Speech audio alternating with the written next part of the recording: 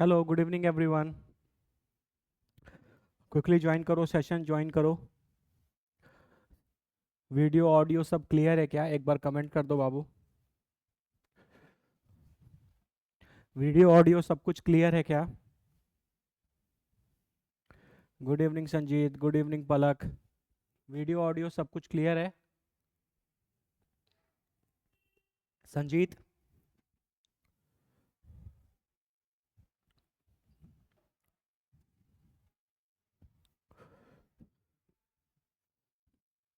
Last class में हमने electron gain enthalpy start किया था और उसके बहुत इंपॉर्टेंट और वाइटल कॉन्सेप्ट्स हमने डिस्कस कर लिए थे, है ना। इलेक्ट्रॉन गेन एंथैल्पी क्या होता है, सक्सेसिव इलेक्ट्रॉन गेन एंथैल्पी में क्या कॉन्सेप्ट्स हैं, है ना, और इलेक्ट्रॉन गेन एंथैल्पी को आपको कैसे रीड करना है, एंथैल्पी क्या होता है, उसके पॉजिटिव नेगेटिव साइंस का क्या मतलब है।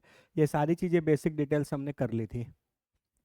एक बार बाबू जल्दी से क्लियर कर दो, ऑडियो वीडियो सब कुछ क्लियर हो तो हम आगे बढ़ेंगे।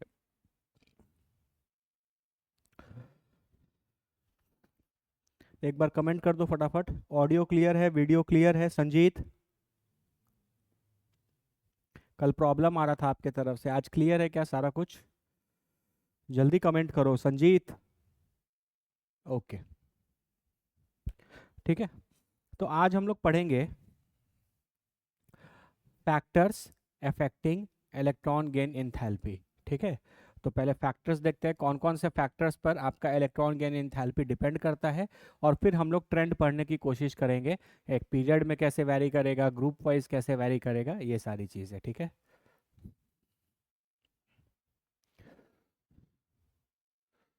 तो आज हम लोग पढ़ेंगे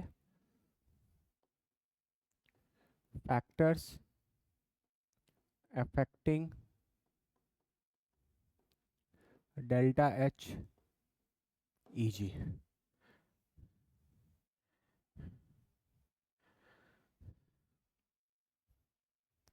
ठीक है, factors affecting delta H E G, कौन कौन से ऐसे फैक्टर्स हैं जिन पर आपका इलेक्ट्रॉन गेन एंथैल्पी जो है वो डिपेंड करता है। ठीक है,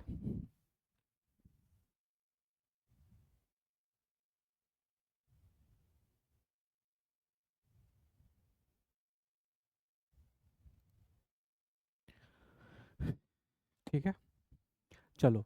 तो पहला फैक्टर है आपका जेड। जेड क्या होता है? एटॉमिक नंबर होता है। अगर आप z को बढ़ाते चले जाएंगे, अगर आप एटॉमिक नंबर को इंक्रीज करते जाते हैं, इसका मतलब आपका नंबर ऑफ प्रोटॉन्स इंक्रीज करेगा।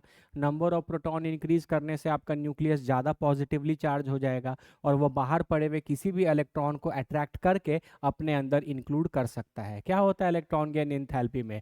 एक इलेक्ट्रॉन को आप आउटर मोस्ट शेल में क्या करते हैं? ऐड करते हैं। तो अगर आपका न्यूक्लियस ज़्यादा पावरफुल होता जाएगा तो वो बाहर पड़े हुए इलेक्ट्रॉन को क्या करेगा? अट्रैक्ट कर लेगा और इलेक्ट्रॉन ईजिली ऐड हो जाएगा, है ना। तो आप बोल सकते हो, और जितना ज़्यादा इजी ऐड होता है उतना ज़्यादा एनर्जी रिलीज होती है। तो जेड के बढ़ने से डेल्टा एच ई जी भी इंक्रीज होगा। ये कॉन्सेप्ट मैंने आपको कल बता दिया था कि जिस पर्टिकुलर एटम में इलेक्ट्रॉन जितना इजीली ऐड हो जाएगा वो उतना ज़्यादा एनर्जी रिलीज करेगा, तो उसका इलेक्ट्रॉन गेन एंथैल्पी उतना ज़्यादा होगा। और मैंने आपको ये भी बता दिया था कि जो भी आप वैल्यू को रीड करेंगे तो सिर्फ उसके एब्सोल्यूट मैग्नीट्यूड को रीड करेंगे, नेगेटिव साइन का कोई मतलब नहीं है, यहाँ मैथ्स नहीं लगाना, है ना। तो सारी बातें हमने कल के क्लास में डिस्कस कर ली थी। ठीक है, कोई बच्चा अगर वो लेक्चर नहीं देखा है तो उसको लेक्चर को ज़रूर देखिएगा, बहुत इंपॉर्टेंट कॉन्सेप्ट्स वहाँ पर डील हुए थे। ठीक है, सेम चीज़ है जेड इफेक्टिव के साथ भी बाबू। अगर आप जेड इफेक्टिव को इंक्रीज करोगे तो भी आपका इलेक्ट्रॉन जो है, अब जेड इफेक्टिव का मतलब क्या है कि आपके आउटर मोस्ट ऑर्बिट पर ज़्यादा न्यूक्लियर चार्ज महसूस होगा, तो वही मतलब है, अट्रैक्शन इंक्रीज हो जाएगा, इलेक्ट्रॉन इजीली ऐड हो जाएगा, एनर्जी ज़्यादा रिलीज होगी, तो इलेक्ट्रॉन गेन एंथैल्पी भी ज़्यादा होगा। मेरे हिसाब से अब ये सारे फैक्टर्स तो बार बार रिपीट हो रहे हैं, तो आप बहुत अच्छे से समझ पाएंगे इनको। ठीक है, चलो। तीसरा आता है नंबर ऑफ शेल का। अगर नंबर ऑफ शेल को इंक्रीज कर देंगे, है ना, मतलब आपका बहुत बड़ा एटम है, जैसे जैसे एटम का साइज बड़ा होता चला जाएगा। नहीं है, गए हुए हैं बाहर कहीं। आरा से बाहर नहीं है, गए हैं गाँव वाँव के साइड में कुछ रिलेशन में। ठीक है, तो n के बारे में अगर आप देखेंगे, है ना, अगर आप n आपका बड़ा है, इसका मतलब क्या होगा, आपका एटम का साइज बड़ा होगा। एटम का साइज बड़ा होगा तो न्यूक्लियस और आउटर मोस्ट ऑर्बिट के बीच का डिस्टेंस क्या हो जाएगा, इंक्रीज कर जाएगा, तो अट्रैक्शन कम हो जाएगा, तो इलेक्ट्रॉन इजीली ऐड नहीं होगा, तो डेल्टा एच ई जी आपका क्या हो जाएगा, घट जाएगा। सिमिलरली सिग्मा, हर बार तो वही सारे फैक्टर्स आ रहे बाबू, स्लेटर कांस्टेंट, है ना, ये किस बात को रिप्रेजेंट करता था, इलेक्ट्रॉन इलेक्ट्रॉन रिपल्शन को। अगर आपका इलेक्ट्रॉन इलेक्ट्रॉन रिपल्शन बढ़ेगा तो जाहिर सा बात है कि इलेक्ट्रॉन इजीली ऐड नहीं होगा, और इलेक्ट्रॉन इजीली ऐड नहीं होगा तो एनर्जी उतनी रिलीज नहीं होगी, तो यहाँ पर भी डेल्टा एच ई जी आपका कम हो जाएगा। तो मेरे हिसाब से ये चार फैक्टर्स तो हर पीरियोडिक प्रॉपर्टी में आ रहे थे, चाहे वो एटॉमिक रेडियस हो, आयोनाइजेशन एनर्जी हो, या फिर इलेक्ट्रॉन गेन इंथैल्पी हो। क्लियर है? यहाँ तक कितने लोग को क्लियर है? जल्दी जल्दी कमेंट करो, चमकाओ जल्दी जल्दी, अगर बाबू क्लियर है यहाँ तक तो जल्दी कमेंट करो फटाफट।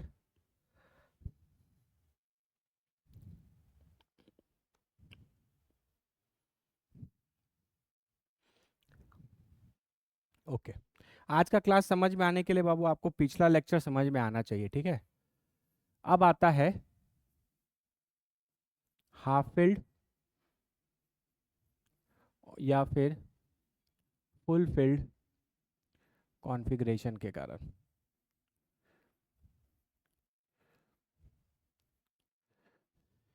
ठीक है, अगर आपके पास कोई एटम है जिसका कॉन्फ़िगरेशन ऑलरेडी हाफ फिल्ड या फुल फिल्ड है, तो वो कैसे आपके इलेक्ट्रॉन गेन एंथैल्पी को अफेक्ट करेगा, ठीक है। जैसे इसका सबसे अच्छा एग्जांपल हो सकता है नोबल गैसेस। ठीक है, अगर आप नोबल गैसेस की बात करो तो नोबल गैस का कॉन्फ़िगरेशन हमेशा कैसा होता है, बोलो, फुलफिल्ड होता है। आप किसी भी नोबल गैस का इलेक्ट्रॉनिक कॉन्फ़िगरेशन लिख कर दीजिए, उसमें जितने सब सेल्स होंगे सारे कंप्लीटली फिल्ड होंगे। ठीक है, तो फुलफिल कॉन्फ़िगरेशन है। तो एक बात बताओ, फुलफिल कॉन्फ़िगरेशन है इसका मतलब इसकी स्टेबिलिटी बहुत ज़्यादा है, और अगर इसकी स्टेबिलिटी ज़्यादा है तो ये अपना इलेक्ट्रॉन ले करके, एक इलेक्ट्रॉन एक्स्ट्रा ले करके अपनी स्टेबिलिटी को डिस्टर्ब करना चाहेगा क्या? हाँ, जैसे फॉर एग्जांपल मान लेते हैं, तुम जैसे नियन ले लो, ठीक है। तो नियन का कॉन्फ़िगरेशन 1s2 2s2 2p6, मस्त फुलफिल्ड है ना, फुलफिल कॉन्फ़िगरेशन है, नियन नोबल गैस है, बहुत ज़्यादा स्टेबल है। तो ये इलेक्ट्रॉन एक्सेप्ट करना चाहेगा क्या? अगर आप इलेक्ट्रॉन इसमें जोर ज़बरदस्ती ऐड करेंगे तो 3s1 में चला जाएगा, है ना, तो अब उसका फुलफिल कॉन्फ़िगरेशन डिस्टर्ब हो जाएगा, तो वो ऐसा चीज़ कभी भी नहीं चाहेगा। तो फुलफिल्ड कॉन्फ़िगरेशन जिनका भी होता है, या नोबल गैसेस जिनके एग्जाम्पल हैं, वो कभी भी इजीली इलेक्ट्रॉन एक्सेप्ट नहीं करना चाहेंगे। ध्यान से बाबू समझना, नहीं करना चाहेंगे। ठीक है, तो इलेक्ट्रॉन जब इजीली एक्सेप्ट नहीं करना चाहेंगे तो इनमें इलेक्ट्रॉन ऐड करना इतना आसान नहीं है। याद करो, मैंने कल भी तुमको बताया था कि कभी कभी ऐसा होगा कि पहला इलेक्ट्रॉन ऐड करने का भी प्रोसेस जो होगा वो एंडोथर्मिक होगा, है ना, मतलब आप जब पहला इलेक्ट्रॉन एटम के आउटर मोस्ट शेल में ऐड करेंगे तो वहां पर एनर्जी रिलीज नहीं होगा, जबकि पहले इलेक्ट्रॉन को ऐड करने के लिए भी आपको बाहर से एनर्जी देना पड़ेगा। तो नोबल गैसेस उसके बहुत बड़े एग्जाम्पल हैं, क्योंकि noble gases must fulfilled configuration रखा है, तो वो जल्दी से बाहर से इलेक्ट्रॉन एक्सेप्ट करना नहीं चाहेगा। तो इसका जो डेल्टा एच ई जी 1 आएगा, फर्स्ट इलेक्ट्रॉन गेन इंथैल्पी आएगा, वो भी पॉजिटिव आएगा, और आप इस प्रोसेस को क्या बोलेंगे, एंडोथर्मिक। क्या बोलोगे बाबू, एंडोथर्मिक, है ना। मैंने आपको बोला था कि कहीं कहीं 99% टाइम्स जब भी पहला इलेक्ट्रॉन ऐड होगा तो वो प्रोसेस एक्सोथर्मिक होगा और एनर्जी रिलीज होगी, लेकिन मैंने आपको बताया था कि एक दो दो तीन ऐसे स्पेशल केसेस आएंगे जहां पर पहला इलेक्ट्रॉन ऐड करने के लिए भी आपको एनर्जी देना पड़ेगा। तो नोबल गैसेस उसका एक बहुत बड़ा एग्जाम्पल है। ठीक है, तो फुलफिल कॉन्फ़िगरेशन होने के कारण ये बहुत ज़्यादा स्टेबल थे, तो बहुत ज़्यादा स्टेबल थे तो ये इलेक्ट्रॉन एक्सेप्ट करना नहीं चाहेंगे। तो अगर आपको फिर भी अगर नोबल गैसेस में इलेक्ट्रॉन को ऐड करना है तो आपको बाहर से एनर्जी देनी पड़ेगी। ठीक है, तो याद रखना, नोबल गैसेस का डेल्टा एच ई जी 1 जो है वो पॉजिटिव होता है। ठीक है, इसी तरीके से तुम एग्जाम्पल ले लो नाइट्रोजन का, है ना, नाइट्रोजन का, नाइट्रोजन इज 7, तो क्या कॉन्फ़िगरेशन लिखोगे, 1s2 2s2 2p3। देखो यहाँ कॉन्फ़िगरेशन कैसा हो गया, बुलाओ, हाफ फिल्ड हो गया। यहाँ कॉन्फ़िगरेशन कैसा हो गया, हाफ फिल्ड कॉन्फ़िगरेशन हो गया। हाफ फिल्ड कॉन्फ़िगरेशन होने के कारण नाइट्रोजन जो है वो बहुत ज़्यादा स्टेबल है, तो ये भी इलेक्ट्रॉन एक्सेप्ट करना नहीं चाहेगा, ये भी इलेक्ट्रॉन एक्सेप्ट करना नहीं चाहेगा। तो नाइट्रोजन का भी जो first delta H E G होगा वो भी पॉजिटिव आएगा, मतलब ये भी जो प्रोसेस होगा वो आपका एंडोथर्मिक होगा।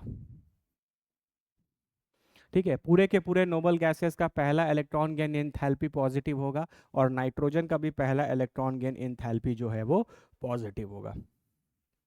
मेरी बात समझ में आ रही है? ठीक है, अब यहाँ पे एक बड़ा ही इंटरेस्टिंग सा क्वेश्चन आएगा जो कॉन्सेप्ट पूरे के पूरे आगे वाले आने वाले केमिस्ट्री के लिए भी इंपॉर्टेंट है। थोड़ा ध्यान से अब 10 मिनट बोर्ड पर देखना। ठीक है, यहाँ पर हम क्या बोल रहे हैं, सिर्फ और सिर्फ नाइट्रोजन है ना, यहाँ लिख लो ओनली नाइट्रोजन। सिर्फ नाइट्रोजन ही ऐसा है जिसका पहला इलेक्ट्रॉन गेन एंथैल्पी पॉजिटिव आएगा, लेकिन हाफ फील्ड कॉन्फ़िगरेशन तो नाइट्रोजन के नीचे सारे के होंगे। देखो हम एक्सप्लेन कर रहे हैं, अगर आप नाइट्रोजन के ग्रुप को देखोगे तो nitrogen, phosphorus, arsenic, antimony, bismuth, है ना, न्यूजीलैंड, पाकिस्तान, ऑस्ट्रेलिया, सब बेईमान। हाँ, तो ये आपका नाइट्रोजन फैमिली है ना, ये नाइट्रोजन फैमिली है। इनमें से सबका कॉन्फ़िगरेशन जो है वो हाफ फिल्ड आएगा। तुम किसी का भी लिख लो, फॉस्फोरस का देख लो, फॉस्फोरस का कितना होगा 15, देखो 1s2, 2s2, 2p6, 3s2, 3p3। यहाँ पे भी देखो कॉन्फ़िगरेशन कैसा आया, हाफ फिल्ड आया। लेकिन हम ये कभी नहीं बोलेंगे कि फॉस्फोरस का पहला इलेक्ट्रॉन गेन एंथैल्पी पॉजिटिव आएगा। हम बोल रहे हैं बार बार, इस पूरे खानदान में सिर्फ और सिर्फ नाइट्रोजन का पहला इलेक्ट्रॉन गेन एंथैल्पी पॉजिटिव आता है, बाकी सिर्फ इसी का डेल्टा एच ई जी 1 जो है वो पॉजिटिव आएगा, बाकी इन सब का डेल्टा एच ई जी 1 जो है वो नेगेटिव होगा। अब बात है कि ऐसा क्यों, जो हाफ फील्ड कॉन्फ़िगरेशन नाइट्रोजन के पास है वो हाफ फील्ड कॉन्फ़िगरेशन इन सब के पास है, तो फिर नाइट्रोजन का क्यों पहला इलेक्ट्रॉन गेन एंथैल्पी पॉजिटिव आ रहा है और बाकी सबका नहीं आ रहा? बहुत ध्यान से समझना। ठीक है, देखो जब आप नाइट्रोजन 7 लिखते हो तो 1s2, 2s2 और 2p3 लिखते हो। इसका जो आउटर मोस्ट शेल है वो n इज इक्वल टू 2 है, और n इज इक्वल टू 2 में सिर्फ दो ही तरीके के सबशेल्स होते हैं, 2s और 2p। इतना आपको बेसिक क्वांटम नंबर में पता होगा कि n इज इक्वल टू 2 में दो ही सबशेल्स होते हैं, 2s और 2p, और उसमें ये फुल फिल्ड है, मतलब हाफ फिल्ड है। ठीक है, अब आप करो phosphorus 15, 1s2, 2s2, 2p6, 3s2, 3p3, ये कॉन्फ़िगरेशन है। इसका जो आउटर मोस्ट कॉन्फ़िगरेशन है या सॉरी सेल है वो n इज इक्वल टू 3 है, और n इज इक्वल टू 3 के अंदर 3s भी आएगा, 3p भी आएगा और 3d भी आएगा, है ना। n इज इक्वल टू 3 के अंदर ये तीनों तरीके के सबसेल्स होते हैं, s भी, p भी और d भी। ठीक है, तो अब बाबू थोड़ा ध्यान से देखना प्लीज़। यहाँ पे 3s2, ये हो गया आपका 3p3 और ये हो गया आपका d।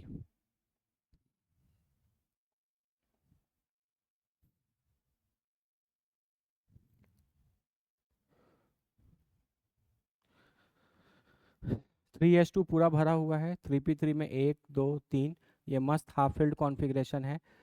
ठीक है, 3d में कोई इलेक्ट्रॉन नहीं है, यहाँ पे मैंने 3d लिखा नहीं क्योंकि कोई इलेक्ट्रॉन नहीं है, इसका मतलब इसके पास पूरा का पूरा वैकेंट 3d ऑर्बिटल है। इसके पास क्या है, पूरा का पूरा वैकेंट 3d ऑर्बिटल है। तो फॉस्फोरस के पास एक ऐसा बड़ा चीज है जो नाइट्रोजन के पास नहीं है। फॉस्फोरस के पास इसका हाफ फील्ड कॉन्फ़िगरेशन है जो नाइट्रोजन के पास भी था, लेकिन फॉस्फोरस का क्योंकि outermost electron n is equal to 3 में गया है, तो 3s और 3p में तो इलेक्ट्रॉन यहाँ दिख रहे हैं, 3d में भले ही कोई इलेक्ट्रॉन नहीं है, इसका मतलब इसके पास पूरा का पूरा वैकेंट 3d ऑर्बिटल है। वैकेंट 3d ऑर्बिटल होने के कारण क्या होगा कि फॉस्फोरस अगर कभी कोई इलेक्ट्रॉन गेन करेगा और p माइनस इस पर आ जाएगा, तो ये एक्स्ट्रा इलेक्ट्रॉन वो इस वाले वैकेंट ऑर्बिटल में डाल सकता है बिना अपना हाफ फील्ड कॉन्फ़िगरेशन को डिस्टर्ब किए हुए। ठीक है, देखो इसके पास खाली रखने का जगह है इसके पास, क्योंकि n इज इक्वल टू 3 में इसका आउटर इलेक्ट्रॉन गया, तो 3s 3p 3d तीनों प्रेजेंट हैं। माना कि 3d में कोई इलेक्ट्रॉन नहीं है, इसका मतलब इसका 3d पूरा का पूरा खाली है। तो अब अगर फास्फोरस को इलेक्ट्रॉन गेन करने की बात आएगी, तो वो अपना हाफ फील्ड कॉन्फ़िगरेशन को डिस्टर्ब किए हुए बिना वो इलेक्ट्रॉन जो है वो p में एक्सेप्ट नहीं करेगा, क्योंकि p में अगर एक्सेप्ट करेगा तो उसका हाफ फील्ड कॉन्फ़िगरेशन डिस्टर्ब हो सकता है। तो बिना अपने हाफ फील्ड कॉन्फ़िगरेशन को डिस्टर्ब किए हुए वो अपने वैकेंट 3d ऑर्बिटल में इलेक्ट्रॉन को एक्सेप्ट कर सकता है, जिसके कारण इसकी स्टेबिलिटी अभी भी मेंटेन्ड है, क्योंकि इसका 3p ऑर्बिटल अभी भी हाफ फील्ड है। तो इसका इतना बुरा हालत नहीं है जितना ऊपर नाइट्रोजन का होगा। अब तुम नाइट्रोजन के बारे में सोचना, ठीक है। अगर तुम नाइट्रोजन 7 को देखोगे तो यहां पर तुम्हारे पास ये 2s है और ये 2p है, ठीक है। ये इसके पास तो 2 इलेक्ट्रॉन है और इसके पास एक। अब इसका बेचारा आउटर मोस्ट इलेक्ट्रॉन तो n इज इक्वल टू 2 में ही गया है, और 2 में सिर्फ 2s और 2p होता है। यहाँ पे 2d नाम का कोई चीज एग्जिस्ट ही नहीं करता, है ना। 2d नाम का तो कोई चीज एग्जिस्ट नहीं करता, क्योंकि n इक्वल टू 2 में दो ही सबशेल्स होते हैं, 2s और 2p, है ना। यानी अब अगर नाइट्रोजन एक इलेक्ट्रॉन एक्सेप्ट कर लेता है और n माइनस बनाता है, तो मजबूरी है कि इसको ये इलेक्ट्रॉन को इसको इसी में एक्सेप्ट करना पड़ेगा, क्योंकि ये तो पहले से भरा हुआ है और इसके आगे कोई वैकेंट ऑर्बिटल भी नहीं है कि इसको डिस्टर्ब किए बिना वो इलेक्ट्रॉन को इसमें ऐड कर ले, जैसे फास्फोरस कर रहा था, है ना। इसीलिए ये वाला जो इलेक्ट्रॉन है वो यहाँ पर जाएगा, और इलेक्ट्रॉन यहाँ पर ऐड होते ही ये हाफ फील्ड से कैसा हो जाएगा, पार्शियली फील्ड, ठीक है। और पार्शियली फील्ड होते ही इसकी स्टेबिलिटी जो है वो बहुत कम हो जाएगी, है ना। और कोई भी चीज़ स्टेबिलिटी अगर उसकी कम होने लगेगी तो वो कभी भी वैसा चीज़ करना नहीं चाहेगा। इसलिए नाइट्रोजन में एक इलेक्ट्रॉन ऐड करना बहुत ही मुश्किल है। इसीलिए इसका पहला इलेक्ट्रॉन गेन एंथैल्पी क्या होगा, पहला इलेक्ट्रॉन गेन एंथैल्पी पॉजिटिव है। जबकि इनमें ये बिना अपना हाफ फील्ड कॉन्फ़िगरेशन डिस्टर्ब किए बिना भी अपने आगे वाले वैकेंट ऑर्बिटल्स में या वैकेंट सबशेल्स में अपना इलेक्ट्रॉन ऐड कर सकते हैं। तो कंपैरेटिवली ये इलेक्ट्रॉन इजीली एक्सेप्ट कर लेंगे एज कंपेयर टू दिस। इसीलिए इन नीचे वाले जितने भी हैं इन सब के पास वैकेंट डी ऑर्बिटल होगा, और वैकेंट डी ऑर्बिटल होगा तो ये अपने हाफ फील्ड कॉन्फ़िगरेशन को डिस्टर्ब किए बिना भी इलेक्ट्रॉन को क्या कर सकते हैं, बोलो, एक्सेप्ट कर सकते हैं। और इलेक्ट्रॉन को अगर एक्सेप्ट कर सकते हैं तो इनमें इलेक्ट्रॉन ऐड करना आसान है। इसीलिए नाइट्रोजन के नीचे जितने भी इस खानदान के हैं सबका पहला इलेक्ट्रॉन गेन एंथैल्पी नेगेटिव आता है। कितने लोग को ये पूरी बातें चमक गई, जल्दी जल्दी कमेंट करो। नोबल गैसेस में पूरे खानदान का इलेक्ट्रॉन गेन एंथैल्पी पहला पॉजिटिव आएगा, लेकिन इस वाले नाइट्रोजन फैमिली में सिर्फ और सिर्फ किसका आएगा, नाइट्रोजन का आएगा। जल्दी जल्दी चमकाओ अगर क्लियर है तो।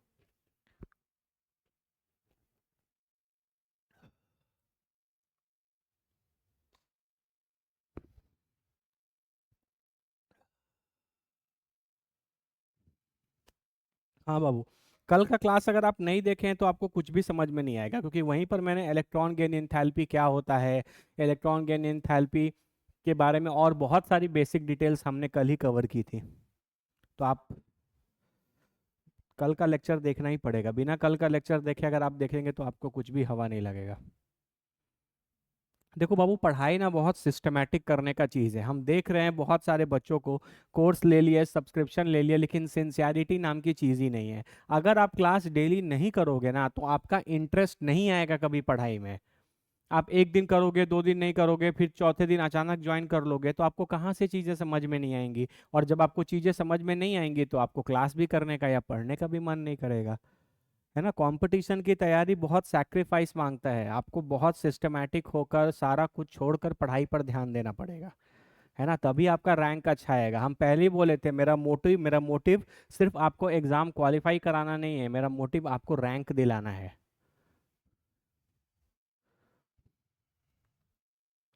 ठीक है। चलो क्लियर है बाबू, ये क्लियर हो गया। तो आपने क्या क्या कॉन्सेप्ट सीखा, हाफ फील्ड और फुल फील्ड कॉन्फ़िगरेशन के कारण पूरा का पूरा नोबल गैसेस का पहला इलेक्ट्रॉन गेन एंथैल्पी पॉजिटिव आएगा, और नाइट्रोजन फैमिली में सिर्फ और सिर्फ नाइट्रोजन का पहला इलेक्ट्रॉन गेन एंथैल्पी पॉजिटिव आएगा, क्योंकि नाइट्रोजन के पास कोई वैकेंट डी ऑर्बिटल नहीं है, ठीक है। आई होप क्लियर है। चलो अगला फैक्टर पे चलते हैं, छठा फैक्टर अपना पेनिट्रेशन इफेक्ट।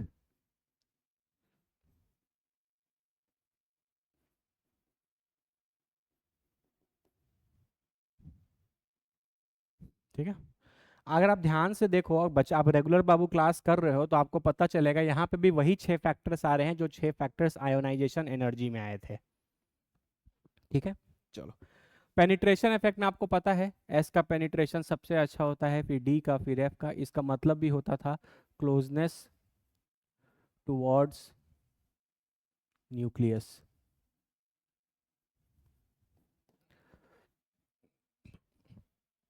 ठीक है, अब जैसे मान लो तुमको कंपैरिजन हो जाए कि बेरिलियम और बोरॉन में, है ना, बेरिलियम और बोरॉन में किसका इलेक्ट्रॉन गेन इंथैल्पी ज़्यादा होगा या कौन इजीली इलेक्ट्रॉन एक्सेप्ट करेगा। ठीक है, तो अगर आप बेरिलियम को देखो तो बेरिलियम का configuration hydrogen helium lithium beryllium, तो ये 1s2 और 2s2। और बोरॉन का देखोगे तो 1s2 2s2 और 2p1। बाबू यहाँ पर तुम देखो मस्त तुमको कॉन्फ़िगरेशन भी फुलफिल्ड जैसा दिख रहा है, 1s 2s दोनों पूरे भरे हुए हैं। इसका मतलब फुलफिल कॉन्फ़िगरेशन होने के कारण इनकी स्टेबिलिटी क्या होगी, ज़्यादा होगी। प्लस इसका जो इलेक्ट्रॉन है वो एस सबशेल में है, एस सबशेल पे न्यूक्लियस का जो अट्रैक्शन है वो भी ज़्यादा लगता है क्योंकि एस सबशेल न्यूक्लियस के सबसे ज़्यादा क्लोज होता है। इसी यही कॉन्सेप्ट का मतलब नाम है पेनिट्रेशन इफेक्ट, है ना। अब तुम सोचो, ठीक है, अगर बेरिलियम एक इलेक्ट्रॉन एक्सेप्ट कर लेता है तो बेरिलियम प्लस अगर एक इलेक्ट्रॉन एक्सेप्ट कर लेगा तो बेरिलियम माइनस हो जाएगा और इसका कॉन्फ़िगरेशन 1s2 2s2 और ये हो जाएगा 2p1। और ये अगर एक इलेक्ट्रॉन एक्सेप्ट कर लेता है बोरॉन तो ये हो जाएगा बी माइनस। तो ये 1s2 2s2 2p1 पहले से था, एक इलेक्ट्रॉन और एक्सेप्ट कर लेगा तो ये 2p2 हो जाएगा, है ना। तो अब इसका कॉन्फ़िगरेशन हो जाएगा 1s2 2s2 2p1 किसका, बेरिलियम माइनस का, और इसका हो जाएगा 1s2 2s2 2p2। जब तुम यहाँ से यहाँ जाओगे और जब तुम यहाँ से यहाँ आओगे तो तुम देखो बेरिलियम पहले मोस्ट फुलफिल्ड कॉन्फ़िगरेशन रखा था और अगर आपने इसमें एक इलेक्ट्रॉन ऐड कर दिया तो इसका फुलफिल्ड कॉन्फ़िगरेशन वाला नेचर चला गया। जबकि यहाँ पर बोरॉन तो पहले भी ना फुलफिल था ना हाफ फिल्ड था, एक इलेक्ट्रॉन एक्सेप्ट किया तो 2p1 से 2p2 हो गया। तो यहाँ से यहाँ आने में इसकी स्टेबिलिटी डिक्रीज नहीं हुई है, लेकिन यहाँ से यहाँ आने के कारण इसने अपना half filled sorry full filled configuration जो है वो लूज कर दिया। तो क्या बेरिलियम इजी इलेक्ट्रॉन एक्सेप्ट करना चाहेगा, नहीं चाहेगा। बेरिलियम बोलेगा वाह रे वाह, अगर हम इलेक्ट्रॉन एक्सेप्ट कर लें तब तो मेरा फुलफिल्ड नेचर ही चला जा रहा है, मेरी स्टेबिलिटी तो घट जा रही है, तो हम इजीली इलेक्ट्रॉन एक्सेप्ट नहीं करेंगे। तो याद रखना इसी इफेक्ट के कारण पूरा का पूरा ग्रुप 2 मतलब बेरिलियम का पूरा खानदान, beryllium magnesium calcium scooter barium radium, पूरा का पूरा ग्रुप 2 ऊपर से लेके नीचे तक, इन सब की भी जो डेल्टा HEG1 होगी वो पॉजिटिव आएगी। डेल्टा HEG1 जो आएगी वो क्या आएगी, पॉजिटिव आएगी। ठीक है, सेम रीजन और आप आराम से समझ सकते हो, है ना। बेरिलियम इलेक्ट्रॉन इजीली एक्सेप्ट नहीं करना चाहेगा, नहीं करना चाहेगा। क्यों नहीं करना चाहेगा, इलेक्ट्रॉन जैसे ही एक्सेप्ट करेगा तो अपना फुलफिल कॉन्फ़िगरेशन छोड़कर ये तो पार्शियली फिल्ड हो जाएगा, इसकी स्टेबिलिटी ड्रास्टिकली डिक्रीज हो जाएगी। इसलिए बेरिलियम भी इलेक्ट्रॉन जो बाबू है वो एक्सेप्ट करना नहीं चाहेगा। ठीक है, तो यानी कि कौन डेल्टा HEG पहला किसका किसका पॉजिटिव आया, तीन, सिर्फ तीन चीजों का पॉजिटिव आता है, किसका किसका, पूरे के पूरे नोबल गैसेस का, पूरा का पूरा ग्रुप 2 का जिसको आप बेरिलियम फैमिली भी बोल सकते हो, और नाइट्रोजन का, है ना। ये तीन ऐसी चीजें हैं या तीन ऐसे एलिमेंट कैटेगरी है या तीन ऐसे ग्रुप ऑफ एलिमेंट्स या एलिमेंट्स हैं जिनकी पहली इलेक्ट्रॉन गेन एंथैल्पी पॉजिटिव आएगी। बाकी पूरे पीरियोडिक टेबल में इनको छोड़कर सबकी पहली इलेक्ट्रॉन गेन एंथैल्पी नेगेटिव होगी। सब इलेक्ट्रॉन एक्सेप्ट कर लेंगे और एक्सेप्ट करने के बाद एनर्जी लूज करेंगे।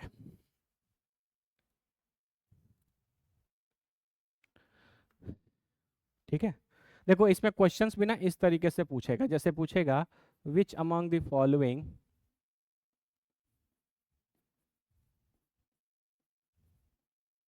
which among the following is least stable।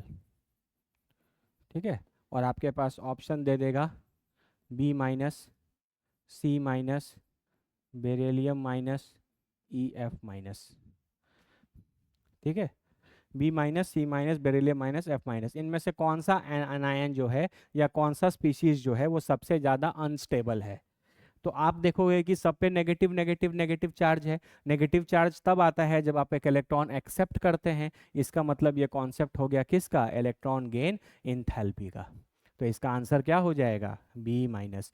क्योंकि बी माइनस नहीं होना चाहेगा, बेरिलियम जो है वो एक इलेक्ट्रॉन एक्सेप्ट करना नहीं चाहेगा। क्यों नहीं करना चाहेगा? क्योंकि अगर ये एक इलेक्ट्रॉन एक्सेप्ट कर लेगा तो इसका फुलफिल कॉन्फ़िगरेशन चला जाएगा, तो ये क्या हो जाएगा? मोर स्टेबल से लेस स्टेबल हो जाएगा। तो इन सब में से सिर्फ बेरिलियम ऐसा है जिसका डेल्टा एच ई जी 1 क्या आता है? पॉजिटिव। मतलब ये इलेक्ट्रॉन जो है वो, ये जो इलेक्ट्रॉन है वो इजीली एक्सेप्ट करना नहीं चाहेगा। इसका मतलब जब एक्सेप्ट कर लेगा तो जो चीज़ बनेगा वो कंपेरेटिवली बहुत लीस्ट स्टेबल बनेगा, उसकी स्टेबिलिटी बहुत कम होगी, है ना? तो याद कर सकते, तो ध्यान में रख सकते हो। अगर यहाँ नाइट्रोजन पे माइनस होता तो भी सही हो जाता, और कोई नोबल गैस पर माइनस होता तो वो भी आंसर हो जाता। ठीक है, मान लो हम यहाँ पे कोई ऑप्शन एफ क्रिएट कर देते और यहाँ एन माइनस लिख देते तो ये भी आंसर हो जाता, है ना? क्योंकि ये भी बहुत अनस्टेबल होता, ये भी बहुत अनस्टेबल होता, क्योंकि दोनों का ही इलेक्ट्रॉन गेन एंथैल्पी क्या होता? पॉजिटिव। कितने लोग को चमक गया ये? जल्दी जल्दी कमेंट करो फिर आगे बढ़ेंगे, है ना? तो ये सारे फैक्टर्स हैं जिन पर इलेक्ट्रॉन गेन एंथैल्पी डिपेंड करता है, और ये बहुत इंपॉर्टेंट फैक्ट है जो मैंने यहाँ पर बाबू लिखा है। ठीक है, तो ये आप हमेशा याद रखना। इतने चीज़ें ऐसी हैं जिनका पहला इलेक्ट्रॉन गेन एंथैल्पी पॉजिटिव होता है। इसके अलावा जितनी भी चीज़ें होंगी उनका पहला इलेक्ट्रॉन गेन एंथैल्पी हमेशा नेगेटिव आएगा। मतलब वो खुशी खुशी एनर्जी रिलीज कर देगा इलेक्ट्रॉन एक्सेप्ट करने के बाद।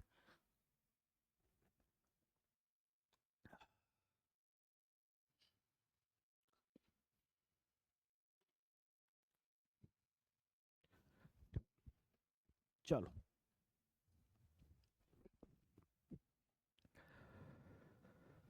बात करते हैं ट्रेंड्स अलोंग अ पीरियड की। ट्रेंड्स अलोंग अ पीरियड की। ठीक है, एक पीरियड में ट्रेंड किस तरीके से वैरी करेगा, कैसा ट्रेंड्स अलोंग अ पीरियड की। ठीक है, जैसे मान लो आपके पास कंपैरिजन आ जाए boron, carbon, nitrogen, oxygen, fluorine, इन सब की, है ना? इनमें आपको कंपैरिजन करना हो, ठीक है, कि किसका इलेक्ट्रॉन गेन एंथैल्पी सबसे ज़्यादा, आपको अरेंज करना होगा असेंडिंग ऑर्डर में या डिसेंडिंग ऑर्डर में। देखो, जैसे ही boron, carbon, nitrogen, oxygen, fluorine, आपको कोई भी एक ऐसा एलिमेंट या एटम दिख जाता है जिसकी इलेक्ट्रॉन गेन एंथैल्पी पहली पॉजिटिव थी, इसका मतलब वो इलेक्ट्रॉन एक्सेप्ट करना नहीं चाहता था। इसका मतलब उसका इलेक्ट्रॉन गेन एंथैल्पी सबसे कम हो, सबसे कम होगा। तो आपको पता है इसमें नाइट्रोजन ऐसा है जिसका डेल्टा एच ई जी 1 क्या होता है? बताओ, पॉजिटिव होता है। इसका मतलब सबसे कम इलेक्ट्रॉन गेन इंथैल्पी इसी का है, क्योंकि ये नाइट्रोजन ही ऐसा है जो सबसे खराब से इलेक्ट्रॉन एक्सेप्ट करेगा। तो सबसे पहले कौन आ जाएगा? नाइट्रोजन। नाइट्रोजन निकाल लो। अब नॉर्मली सोचो, बोरॉन में, कार्बन में, ऑक्सीजन में और फ्लोरीन में जनरली ट्रेंड क्या बोलता है? जनरली ट्रेंड बोलता है कि जब आप लेफ्ट से राइट जाते हैं तो आपका जेड इफेक्टिव इंक्रीज करता है, और जेड इफेक्टिव के इंक्रीज करने से आपका डेल्टा एच ई जी भी इंक्रीज करेगा। इफेक्टिव न्यूक्लियर चार्ज इंक्रीज करता जाएगा तो इलेक्ट्रॉन को एक्सेप्ट करना आसान होगा, इलेक्ट्रॉन इजीली ऐड हो जाएगा, एनर्जी ज़्यादा रिलीज होगी। तो यानी कि नाइट्रोजन के बाद बोरॉन आ जाएगा। अब थोड़ा कार्बन और ऑक्सीजन के बारे में सोच लेते हैं। तो कार्बन का कॉन्फ़िगरेशन आ जाएगा 1s2, 2s2, 2p2, और ऑक्सीजन का आ जाएगा 1s2, 2s2, 2p4। बीच का नाइट्रोजन तो पॉजिटिव था तो वो सबसे पहले आ गया। ठीक है, अब बाबू ध्यान से देखना, कार्बन अगर एक इलेक्ट्रॉन एक्सेप्ट कर लेता है तो ये बन जाएगा C- और इस इलेक्ट्रॉन एक्सेप्ट होके हो जाएगा 2p3। और ऑक्सीजन अगर एक्सेप्ट कर लेता है तो वो हो जाएगा 2p5। बाबू देखो, कार्बन जैसे ही एक इलेक्ट्रॉन एक्सेप्ट कर लेगा तो 2p3 हो जाएगा, ये क्या हो जाएगा, हाफ फिल्ड कॉन्फ़िगरेशन ले लेगा। और ऑक्सीजन तो ना पहले हाफ फिल्ड था ना बाद में हाफ फिल्ड फुलफिल्ड हो रहा है, तो इस पे स्टेबिलिटी का बहुत ज़्यादा फर्क नहीं पड़ रहा। लेकिन कार्बन अगर एक इलेक्ट्रॉन एक्सेप्ट कर ले रहा है तो हाफ फिल्ड हो जा रहा है, और हाफ फिल्ड हो जाएगा तो इसकी स्टेबिलिटी जो है वो इंक्रीज कर जाएगी। इसका मतलब क्या है, इसका मतलब ये है कि कार्बन बहुत खुश होकर इजीली इलेक्ट्रॉन एक्सेप्ट करेगा। क्यों? क्योंकि कार्बन जैसे ही एक्सेप्ट कर लेगा उसका हाफ फिल्ड कॉन्फ़िगरेशन हो जाएगा, और हाफ फिल्ड कॉन्फ़िगरेशन होने के कारण उसकी स्टेबिलिटी इंक्रीज कर जाएगी। इसलिए कार्बन और ऑक्सीजन में कार्बन इजीली इलेक्ट्रॉन एक्सेप्ट करेगा, और इजीली इलेक्ट्रॉन एक्सेप्ट करेगा तो इसकी इलेक्ट्रॉन गेन एंथैल्पी ऑक्सीजन से ज़्यादा होगी। ठीक है, तो इसके बाद नंबर आएगा ऑक्सीजन का, उसके बाद आएगा कार्बन का, और फिर तो फ्लोरीन आ ही जाएगा। क्योंकि मैंने आपको याद करो बताया था कि ये जो आपका हाफ फिल्ड फुल फिल्ड वाला इफेक्ट होता है, या पेनिट्रेशन इफेक्ट जो होता है, वो बस अपने से आगे वाले से ज़्यादा पावरफुल होता है। ऐसा नहीं कि हाफ फिल्ड फुल फिल्ड लग गया तो सबसे ज़्यादा पावरफुल हो जाएगा, नहीं। मैंने बोला था अपने से जस्ट आगे वाले से। ठीक है, तो नाइट्रोजन का तो केस ही अलग है, इसलिए नाइट्रोजन पहले आ गया। तो ये आपका ऑर्डर आ जाएगा किसका, order of delta H E G, electron gain enthalpy. इसी तरीके से तुम हमको इसमें कंपेयर करके बताओ, बोरॉन के नीचे एल्यूमिनियम आ जाएगा, कार्बन के नीचे सिलिकॉन, और नाइट्रोजन के नीचे फास्फोरस, ऑक्सीजन के नीचे सल्फर, और फ्लोरीन के नीचे क्लोरीन। है ना, तुम हमको इनमें कंपेयर करके बताओ। बताओ क्या आना चाहिए answer.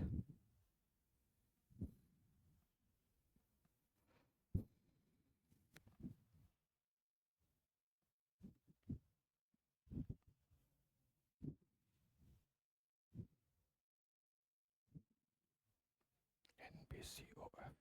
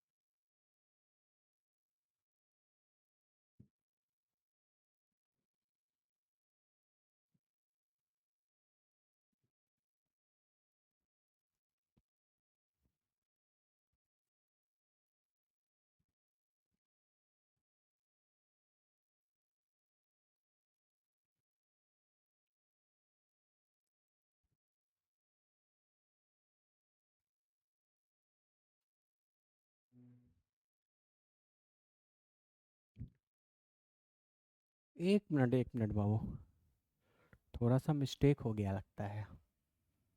Half filled full field तो जस्ट अपने से आगे वाले पे लगेगा, तो कार्बन के आगे तो नाइट्रोजन था, ऑक्सीजन तो नहीं था ना, नहीं नहीं नहीं। एक मिनट, यहाँ आ जाएगा सबसे कम नाइट्रोजन, फिर बोरॉन, फिर कार्बन, और फिर ऑक्सीजन, और फिर फ्लोरीन, यही आएगा ऑर्डर। ये वाला बात बिल्कुल सही है कि कार्बन इलेक्ट्रॉन एक्सेप्ट करेगा तो हाफ फिल्ड हो जाएगा, और हाफ फिल्ड होने के कारण ये इसकी टेंडेंसी इलेक्ट्रॉन एक्सेप्ट करने की ज़्यादा होगी। लेकिन मैंने आपको बताया था ये हाफ फिल्ड और फुल फिल्ड वाला जो इफेक्ट है वो अपने से आगे वाले पे डोमिनेंट होगा। तो कार्बन और नाइट्रोजन में पूछा जाएगा तो कार्बन का ज़्यादा होगा, कार्बन ईजिली इलेक्ट्रॉन एक्सेप्ट कर लेगा एज कम्पेयर टू नाइट्रोजन। तो नाइट्रोजन तो यहाँ पहले ही आ गया है, और ऑक्सीजन तो इसके एक बाद है, तो इधर नहीं लगेगा।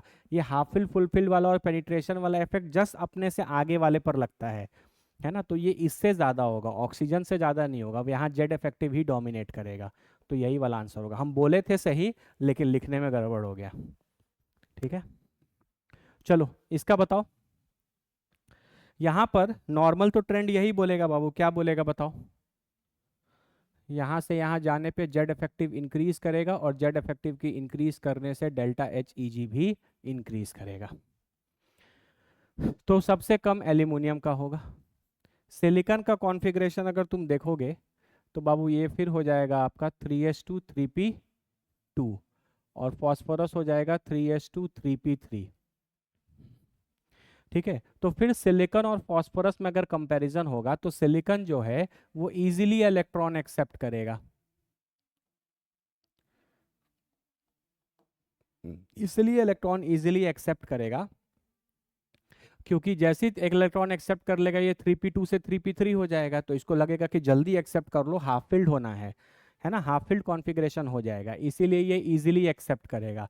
तो सिलिकॉन का अपने आगे वाले से फॉस्फोरस से ज़्यादा हो जाएगा, तो पहले फॉस्फोरस आएगा, फिर सिलिकॉन आएगा, और लास्ट में फिर सल्फर, और फिर क्लोरीन आएगा, है ना। यहाँ पे आपका एबनॉर्मल बिहेवियर आया due to half filled full filled configuration. तो देखो यहाँ पर क्या है, यहाँ हाफ फिल्ड कॉन्फ़िगरेशन हो जाएगा एक इलेक्ट्रॉन एक्सेप्ट करने के कारण, तो ये इजीली एक्सेप्ट करेगा। तो हाफ फिल्ड फुल फिल्ड वाला बाबू जब भी इफेक्ट लगेगा ना, तो अपने से जस्ट आगे वाले से ज़्यादा पावरफुल करेगा। तो सिलिकॉन जो है वो सिर्फ फॉस्फोरस से आगे आएगा, ऐसा नहीं कि सिलिकॉन सल्फर और क्लोरीन सबसे जीत जाएगा हाफ फिल्ड हो गया तो, है ना। इसीलिए वो वाला इफेक्ट हर जगह याद रखना, पेनिट्रेशन इफेक्ट और आपका हाफ फिल्ड और फुल फिल्ड वाला जो इफेक्ट है वो जस्ट अपने से आगे वाले पर ज़्यादा बेटर काम करता है। ठीक है, तो करेक्ट आंसर आएगा एल्यूमिनियम, फॉस्फोरस, सिलिकॉन, सल्फर और फिर क्लोरीन। बिल्कुल सही, देख लो अच्छे से, कोई डाउट है तो बोलो, नहीं तो आगे बढ़ेंगे।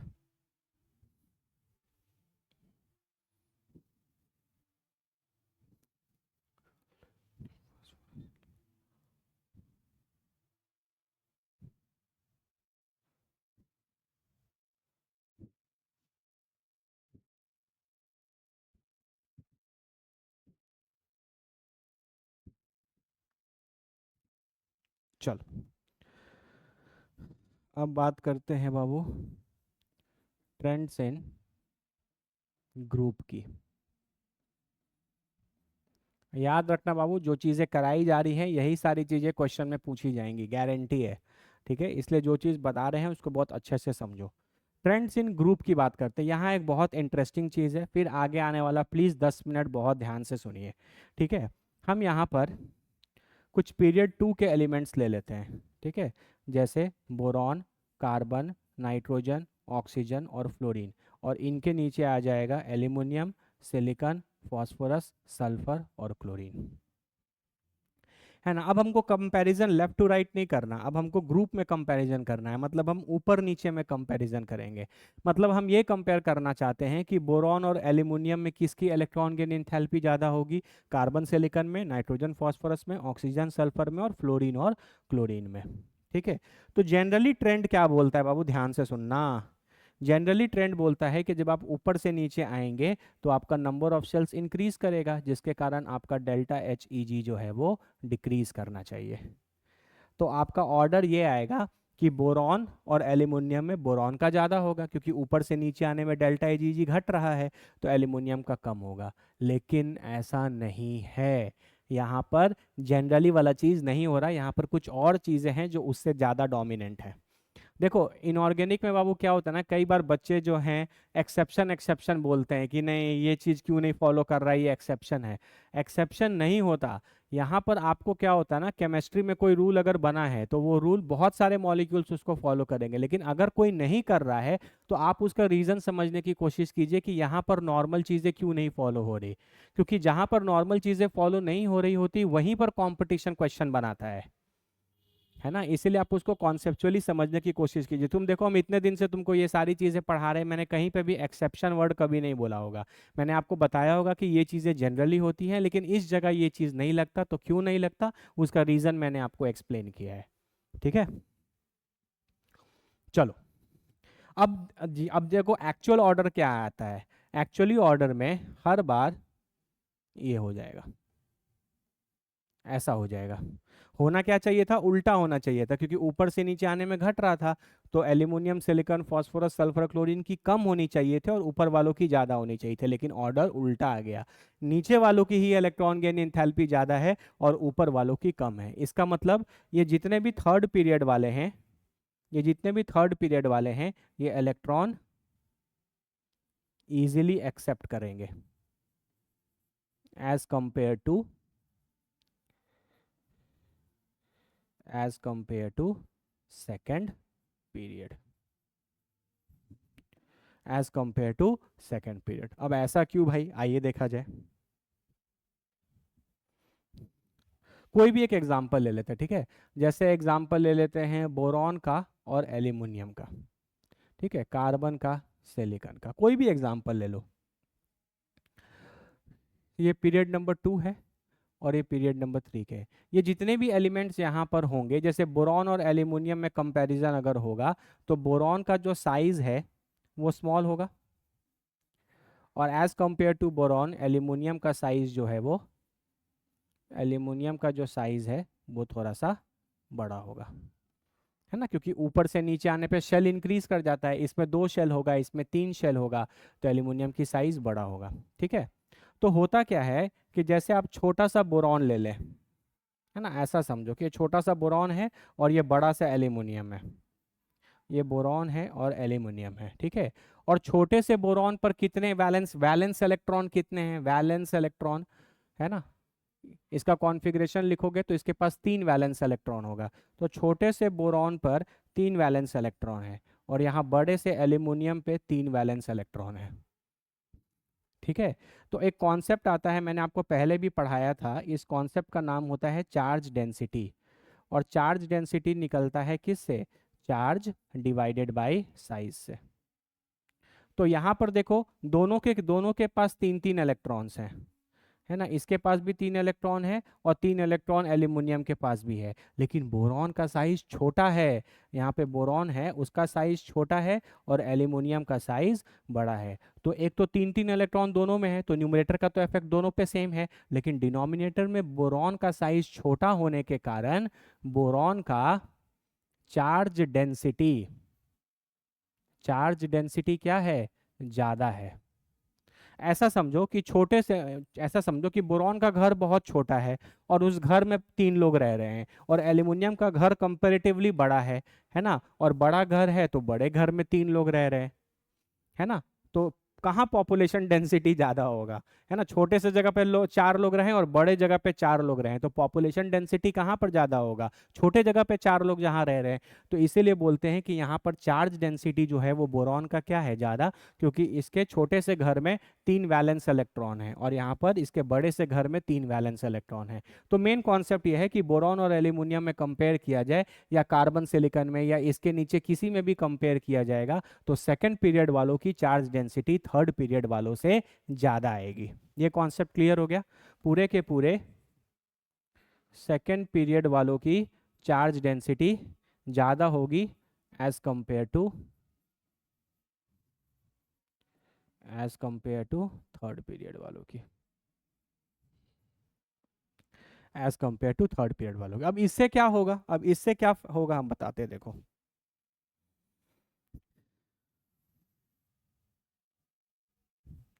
देखना, आपको क्या करना है, आपको तो इलेक्ट्रॉन को एक्सेप्ट कराना है, तो आप यहाँ पर एक इलेक्ट्रॉन को ऐड करने के लिए बाहर से लाओगे, और इस वाले केस में आप इलेक्ट्रॉन को ऐड करने के लिए लाओगे। तो क्योंकि यहाँ पर बोरॉन का साइज छोटा था और यहाँ पे चार्ज डेंसिटी ज़्यादा था, मतलब छोटे जगह पे ज़्यादा चार्ज था, तो ये आने वाले इलेक्ट्रॉन को बहुत ज़्यादा रिपेल करेंगे। क्या करेंगे, आने वाले इलेक्ट्रॉन को अपने ज़्यादा चार्ज डेंसिटी के कारण, है ना, यहाँ ज़्यादा चार्ज डेंसिटी है, तो ये आने वाले इलेक्ट्रॉन को ज़्यादा रिपेल करेंगे, और ज़्यादा रिपेल करेंगे तो ये इलेक्ट्रॉन को ऐड करना उतना आसान नहीं होगा। जबकि यहाँ पर भी 3 चार्ज है लेकिन थोड़े बड़े जगह पे है, तो कंपैरेटिवली यहाँ चार्ज डेंसिटी कम है, तो यहाँ इलेक्ट्रॉन इजीली ऐड होगा, यहाँ इलेक्ट्रॉन जो है वो इजीली ऐड होगा, है ना। तो यहाँ पर इलेक्ट्रॉन जो है वो इजीली ऐड हो जाएगा, लेस इलेक्ट्रॉन इलेक्ट्रॉन रिपल्शन, क्योंकि चार्ज डेंसिटी कम था और यहाँ पे इलेक्ट्रॉन को ऐड करना डिफिकल्ट है due to electron electron repulsion. Due to electron electron repulsion यहाँ पर इलेक्ट्रॉन को ऐड करना मुश्किल है, और यहाँ पर due to electron electron repulsion कम है, तो इलेक्ट्रॉन को ऐड करना आसान है, क्योंकि इस छोटे से बोरॉन पे 3 चार्ज था, यहाँ बड़े एल्यूमिनियम पे 3 इलेक्ट्रॉन का चार्ज था, तो यहाँ चार्ज डेंसिटी ज़्यादा थी, इसीलिए रिपल्शन ज़्यादा है, ठीक है, अब यहाँ पर अगर इलेक्ट्रॉन ऐड करना आसान है तो इसका डेल्टा एच ई जी क्या होगा, delta H E G of aluminium will be greater than delta H E G of boron. और ये बात पूरे के पूरे है, आप लिख सकते हो कि delta H E G of third period will be greater than delta H E G of second period. इसीलिए ये ऑर्डर आया था। पूरे के पूरे थर्ड पीरियड वालों का डेल्टा एच ई जी सेकेंड पीरियड वालों से ज़्यादा था। सिंपल सा रीज़न है चार्ज डेंसिटी। अगर आपसे कभी पूछे कि कोई ऐसा क्यों होता है तो सेकेंड पीरियड वाले जितने भी एटम्स हैं उन सबका साइज छोटा होने के कारण इनकी चार्ज डेंसिटी ज़्यादा हो गई, और चार्ज डेंसिटी ज़्यादा होने के कारण आने वाले इलेक्ट्रॉन को ये ज़्यादा रिपेल किए, तो इलेक्ट्रॉन ऐड करना ईजी नहीं था, इसीलिए इनकी कम हो गई और इनकी ज़्यादा। इसके बाद अगर तुम कंपेयर कर लो, है ना, जैसे बोरॉन ही ले ले, तो बोरॉन, एल्यूमिनियम, फिर गैलियम, फिर इंडियम, फिर थैलियम, अगर इनमें कंपैरिजन हो जाए तो ऊपर से नीचे आने में क्या होगा, ऊपर से नीचे आने में नंबर ऑफ शेल इंक्रीज करेगा, और नंबर ऑफ शेल इंक्रीज करेगा तो डेल्टा एच ई जी क्या होना चाहिए, कम। तो फिर एल्यूमिनियम के बाद गैलियम, गैलियम के बाद इंडियम, इंडियम के बाद थैलियम अगर करोगे, ध्यान से सुनना, एल्यूमिनियम के बाद गैलियम, गैलियम के बाद इंडियम, और इंडियम के बाद अगर तुम थैलियम का कंपैरिजन करते हो तो यहाँ पर फिर नॉर्मल इफेक्ट लगने लगेगा, क्योंकि साइज बहुत ज़्यादा बढ़ जाएगा तो इलेक्ट्रॉन को ऐड करना मुश्किल हो जाएगा। तो ऊपर से नीचे आने में यहाँ इलेक्ट्रॉन गेन एंथैल्पी जो है वो आपकी क्या हो जाएगी, घट जाएगी। तो इनमें से सबसे ज़्यादा किसका हो जाएगा, एल्यूमिनियम का, एल्यूमिनियम के बाद बोरॉन, फिर गैलियम, फिर इंडियम और फिर थैलियम। तो इसी जगह बस आपको बिहेवियर में चेंज दिखेगा कि थर्ड पीरियड वाला ऊपर आ जाएगा और सेकंड पीरियड वाला नीचे चला जाएगा। ठीक है, याद रखना बाबू, among all the periods, among all periods, period number 3 के जितने भी एलिमेंट्स हैं इनका highest delta H E G होगा।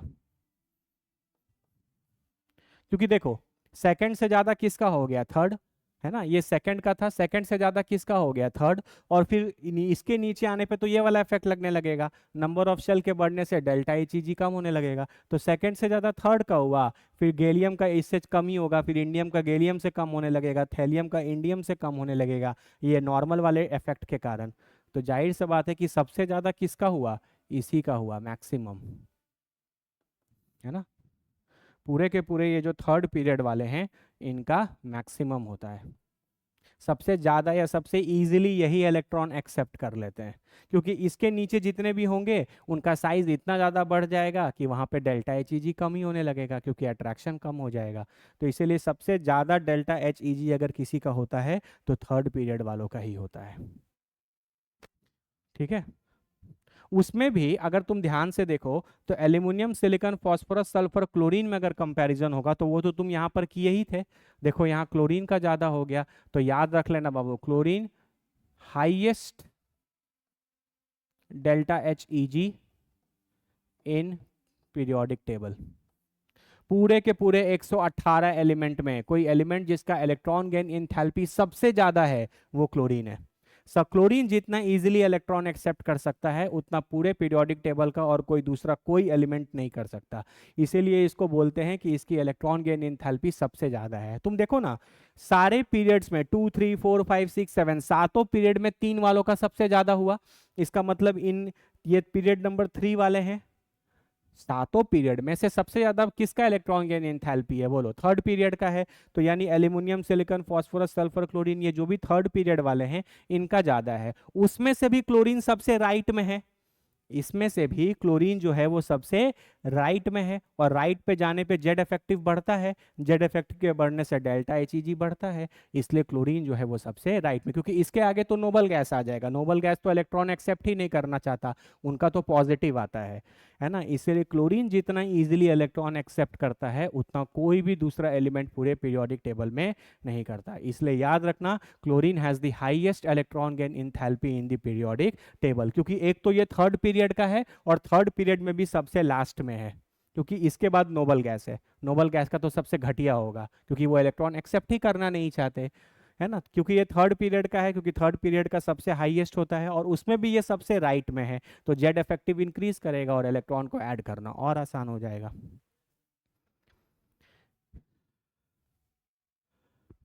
ठीक है, ये क्लियर है। जल्दी जल्दी अच्छे से देख लो, कोई डाउट है तो पूछ लो, फिर आगे बढ़ते हैं। ठीक है, ये मेरे हिसाब से ये क्लियर हो गया होगा कि थर्ड पीरियड का क्यों हाईएस्ट है, क्योंकि इसके नीचे फिर साइज इतना ज़्यादा बढ़ जाएगा कि अट्रैक्शन कम हो जाएगा, अट्रैक्शन कम हो जाएगा तो इलेक्ट्रॉन ऐड करना मुश्किल है। ठीक है, अच्छे से देख लो इसको, बहुत इंपॉर्टेंट कॉन्सेप्ट है कि सेकेंड पीरियड से ज़्यादा थर्ड पीरियड वालों की क्यों इलेक्ट्रॉन गेन एंथैल्पी ज़्यादा होती है।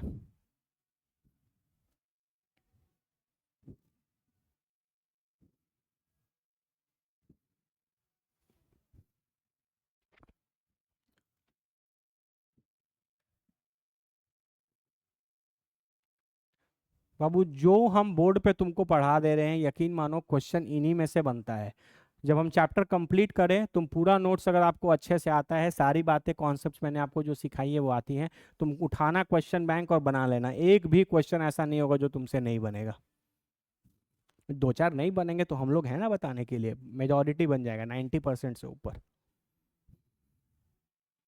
एक और ट्रेंड चलो हम यहाँ पे तुमको दिखाते हैं, ये वाला थोड़ा तुमको याद रखना पड़ेगा, ठीक है।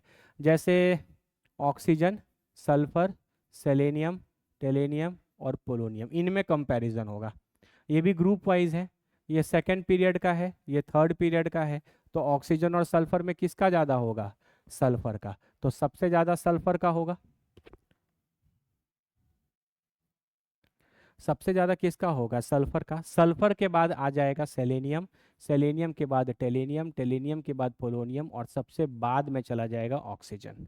बाबू ये वाला जो चीज़ है ना, ये थोड़ा डेटा ओरिएंटेड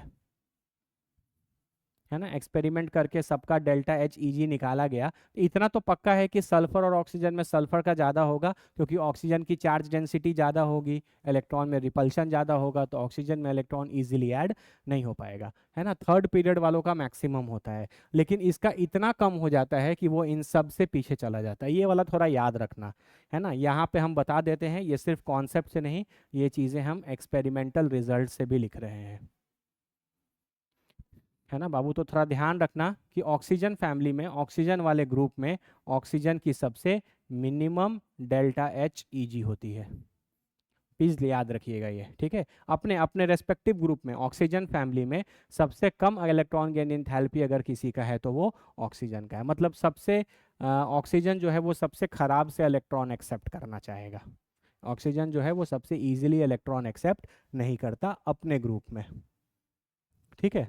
रीजन हम सिर्फ इसी का दे रहे हैं, रीजन हम सिर्फ ऑक्सीजन और सल्फर में सल्फर ज्यादा है इसका बोल रहे हैं, और सल्फर के नीचे ये जितने होंगे वो सब सल्फर से कम होंगे, है ना। यहाँ से यहाँ आओगे, फिर नीचे आने लगोगे तो नंबर ऑफ सेल्स इंक्रीज कर जाएगा और डेल्टा एच ई जी क्या होने लगेगा? कम। लेकिन हम इसका रीजन नहीं दे रहे कि क्यों ऑक्सीजन का सबसे ज्यादा कम हो गया, वो हम बता रहे हैं कि ये चीजें एक्सपेरिमेंटल रिजल्ट से हम देख के बता रहे हैं। जब एक्सपेरिमेंट किया गया तो देखा गया कि ऑक्सीजन में ही इलेक्ट्रॉन को ऐड करना सबसे मुश्किल है ना। इसलिए इन पूरे ग्रुप में सबसे लीस्ट अगर इलेक्ट्रॉन गेन एंथैल्पी किसी की है तो वो ऑक्सीजन की है। तो ये वाला थोड़ा एक्सपेरिमेंटल रिजल्ट से भी आया है और बुक वगैरह में दिया हुआ है, एनसीईआरटी में भी हर जगह दिया हुआ है, तो एग्जाम में बिल्कुल आ सकता है, ठीक है। है ना, आप वहाँ पे क्वेश्चन ही उठा सकते हैं, वो बोलेंगे आपने नहीं पढ़ा, एनसीईआरटी में भी हमने लिखा है, आपने नहीं पढ़ा ध्यान से इसलिए आपको नहीं पता, सीधा सीधा बोल देंगे। तो आप ये क्लेम नहीं कर सकते कि आप ये कैसे पूछ लिए, ठीक है। तो जो है वो सारा चीज़ आपको पढ़ना है, ठीक है। एक बार ये वाला भी देख लो फिर आगे बढ़ते हैं।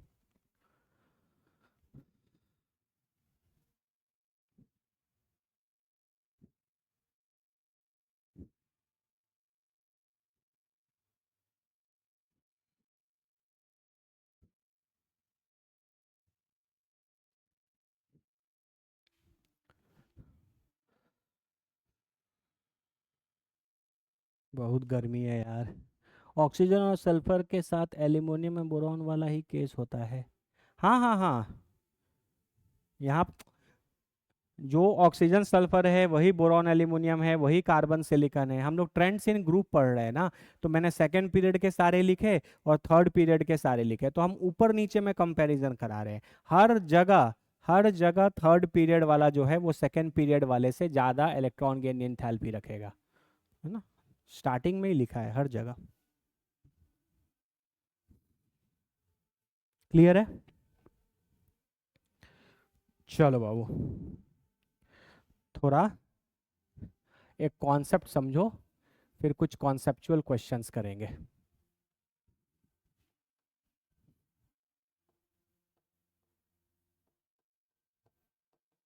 कल बाबू हम आपको इंथैल्पी ऑफ रिएक्शन के बारे में कुछ बताए थे ना। जैसे मान लीजिए हम बोलें कि A प्लस बी से कुछ C बन रहा है और इसका जो डेल्टा H है वो से +20 जूल है, 20 जूल पर मोल है। यूनिट पे ध्यान मत दो अभी, तुम बस वैल्यू पे, यूनिट वगैरह सारी चीज़ें समय आने पे बताई जाएगी, ठीक है। तो अगर आप इस रिएक्शन को पलट देते हो, है ना, अगर आप इस रिएक्शन को पलट देते हो, अगर हम इसको C से A प्लस बी ऐसे लिख दें, तो इसका जो डेल्टा H आएगा वो हो जाएगा -20 जूल पर मोल। तो ये इंथैल्पी की प्रॉपर्टी होती है कि रिएक्शन को या प्रोसेस को रिवर्स कर देने से उनका वैल्यू भी प्लस से माइनस हो जाता है। इसका मतलब क्या है कि ए से बी, ए और बी को जोड़कर सी बनाने में प्लस है तो आपको 20 जूल एनर्जी देनी पड़ेगी, लेकिन सी टूट कर जब वापस ए और बी देगा तो ये 20 जूल एनर्जी रिलीज कर देगा। तो ये जो प्रोसेस है ये इंडो से एक्सो हो जाएगा, इंडो से एक्सो हो जाएगा। तो ये कॉन्सेप्ट है ना, हमेशा याद रखना कि दिस इज ऑलवेज ट्रू, इसका कोई फेलियर नहीं है, ऑलवेज ऑलवेज ट्रू। अगर आप रिएक्शन को पलटेंगे तो डेल्टा एच का जो मैग्नीट्यूड है वो सेम रहेगा, लेकिन साइन जो है वो बदल जाएगा, प्लस से माइनस है, माइनस से प्लस हो जाएगा, ठीक है। तो चलो हम तुमसे एक क्वेश्चन पूछते हैं, ठीक है, मेरे पास है एक बहुत अच्छा क्वेश्चन।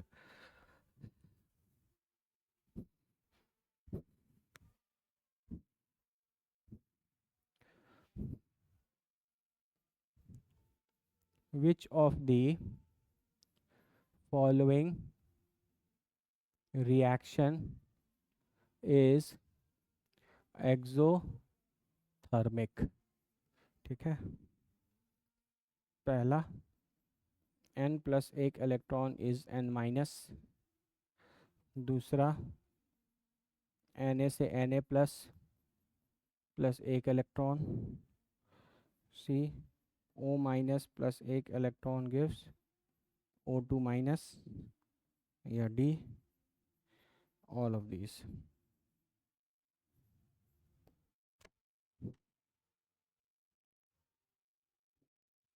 सॉरी, एक्सो नहीं है, इंडो है, एंडो है। इसके बाद वाला क्वेश्चन एक्सो है। दो क्वेश्चन कराएंगे, हमको आंसर बताओ क्या आएगा। इनमें से कौन कौन से ऐसे रिएक्शंस हैं जो एंडोथर्मिक हैं? एंडोथर्मिक है मतलब उस प्रोसेस का जो डेल्टा एच आएगा वो पॉजिटिव है।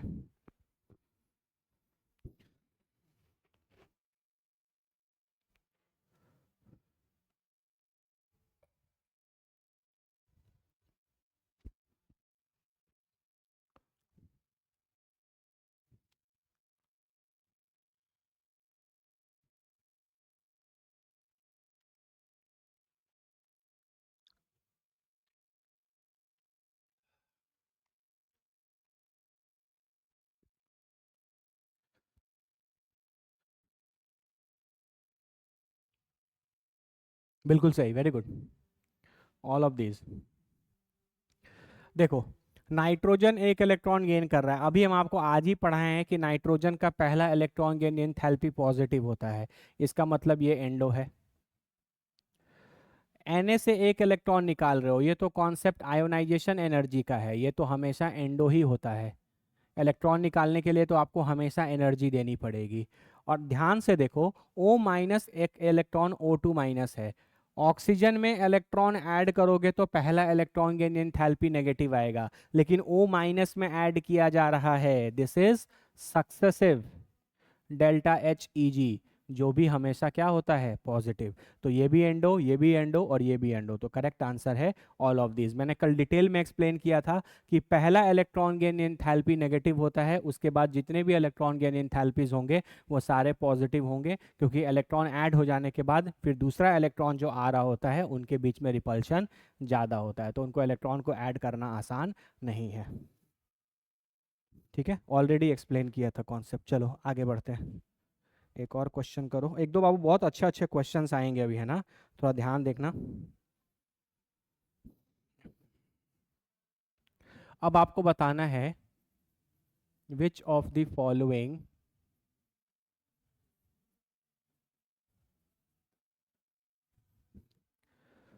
Reaction is exothermic.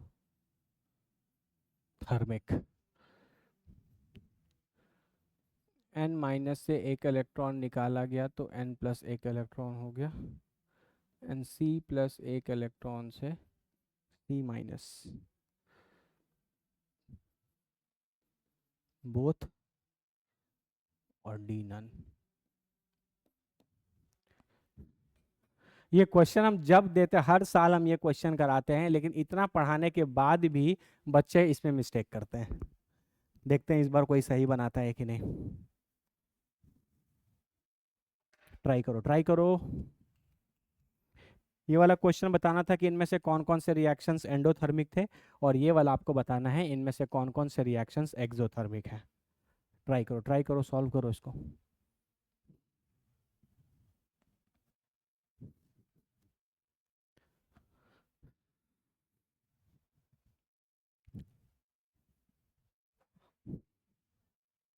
चलो फिर कुछ और क्वेश्चंस हैं।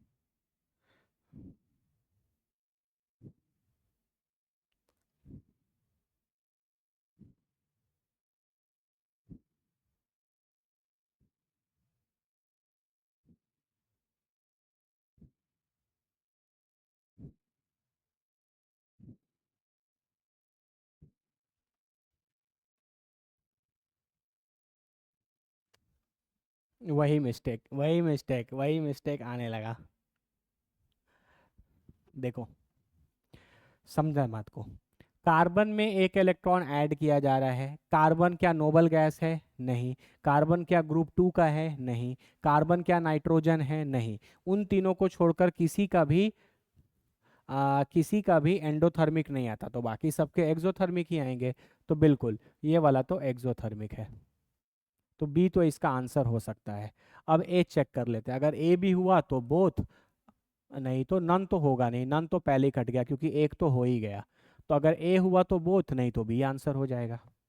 अब ध्यान से सुनना, ये वाला जो चीज़ है ना, ये अब बहुत कंफ्यूज करता है बच्चों को। उनको लगता है कि इस चीज़ में से एक इलेक्ट्रॉन निकाला जा रहा है, तो वो बोलते हैं कि ये आयोनाइजेशन एनर्जी है। बिल्कुल ठीक है, आप किसी भी एटम या आयन से इलेक्ट्रॉन निकाल रहे हैं तो ये आयोनाइजेशन एनर्जी है, और उनको पता है कि आयोनाइजेशन एनर्जी जो होता है वो हमेशा एक एंडोथर्मिक प्रोसेस होता है, क्योंकि हमेशा इलेक्ट्रॉन निकालने के लिए आपको एनर्जी देना पड़ेगा। लेकिन नाइट्रोजन के साथ ये खेल नहीं होगा। ध्यान से सुनो, अभी आप ये पढ़ कर आए हैं कि नाइट्रोजन में एक इलेक्ट्रॉन ऐड किया जाएगा तो n माइनस बनेगा, और इसका जो डेल्टा एच ई जी आएगा वो पॉजिटिव है। ये तो आप पढ़ ही कर आए आज। और अभी मैंने आपको पढ़ाया कि अगर आप रिएक्शन को पलट दो, n माइनस से n प्लस एक इलेक्ट्रॉन लिखोगे, तो डेल्टा एच ई जी की जो वैल्यू है वो बदल जाती है, तो ये प्लस से क्या हो जाएगा, माइनस। तो n माइनस से इलेक्ट्रॉन निकालने के लिए इस बार आपको एनर्जी जो है वो रिलीज करेगा ये। ठीक है, तो ये भी हो जाएगा एक्सो, तो करेक्ट आंसर आएगा बोथ। नहीं समझे? देखो, नाइट्रोजन में इलेक्ट्रॉन ऐड करोगे तो n माइनस बनेगा, और नाइट्रोजन में इलेक्ट्रॉन ऐड करना आसान नहीं होता, इसका पहला इलेक्ट्रॉन गेन एंथैल्पी पॉजिटिव आता है, इस बात से तो कोई शक नहीं है। और अगर आप ये वाला रिएक्शन देखो तो इसी का उल्टा है, इसको पलट दोगे तो डेल्टा एच ई जी पॉजिटिव से क्या हो जाएगा, नेगेटिव हो जाएगा, और ये हमेशा ऑलवेज ट्रू होता है। ये मैंने आपको बात बता दिया, इसका कोई फेलियर कोई ड्रॉबैक नहीं है। जब कभी भी आप किसी रिएक्शन को रिवर्स करेंगे तो डेल्टा एच ई जी की साइन भी रिवर्स हो जाएगी, पॉजिटिव से नेगेटिव हो जाएगी, है ना। तो ये पॉजिटिव था तो ये वाला प्रोसेस नेगेटिव हो गया, इसका मतलब ये प्रोसेस एक्सोथर्मिक हो गया। ठीक है, तो इसका करेक्ट आंसर है बोथ। बाबू देखो, आपको मेहनत तो करना पड़ेगा यार, है ना। हम देख रहे हैं बच्चों को, इतने साल से हम लोग पढ़ा रहे होते हैं ना, जब कोई बैच बनाते हैं, बैच में मेरे 30-40 बच्चे अगर पढ़ रहे हैं, तो उसमें से 2-4-5 बच्चे ही ऐसे, 10 बच्चे ऐसे रहते हैं जिनको देख के लगता है कि नहीं वो मेहनत कर रहे हैं, बाकी बच्चे मेहनत नहीं करते। बाबू अगर मेहनत नहीं करोगे ना तो इन सारे एग्जाम्स आपसे नहीं क्वालिफाई कर पाओगे, क्वालिफाई भी नहीं कर पाओगे। रैंक अच्छा लाना तो बहुत दूर की बात है, जो टॉपर्स बच्चे होते हैं, जो अच्छे रैंक्स लाते हैं, वो बहुत मेहनत करते हैं, इंटेलिजेंट होते हैं नो डाउट, लेकिन इंटेलिजेंट होना कोई नेसेसरी कंडीशन नहीं है। बहुत बच्चे मेहनत करके भी बहुत अच्छा रैंक लेकर के आते हैं। ठीक है, इंटेलिजेंट आप बहुत हैं और आप मेहनत नहीं करेंगे तो भी आपका रैंक नहीं आएगा। तो जो नेसेसरी कंडीशन है कुछ अच्छा करने के लिए लाइफ में, वो है मेहनत। और आपको सब चीज थाली में परोसा जा रहा है, आप इसको भी अगर अच्छे से नहीं पढ़ सकते, रिवाइज नहीं कर सकते, इन पे क्वेश्चंस नहीं बना सकते, तो फिर कोई फायदा नहीं है ना बाबू।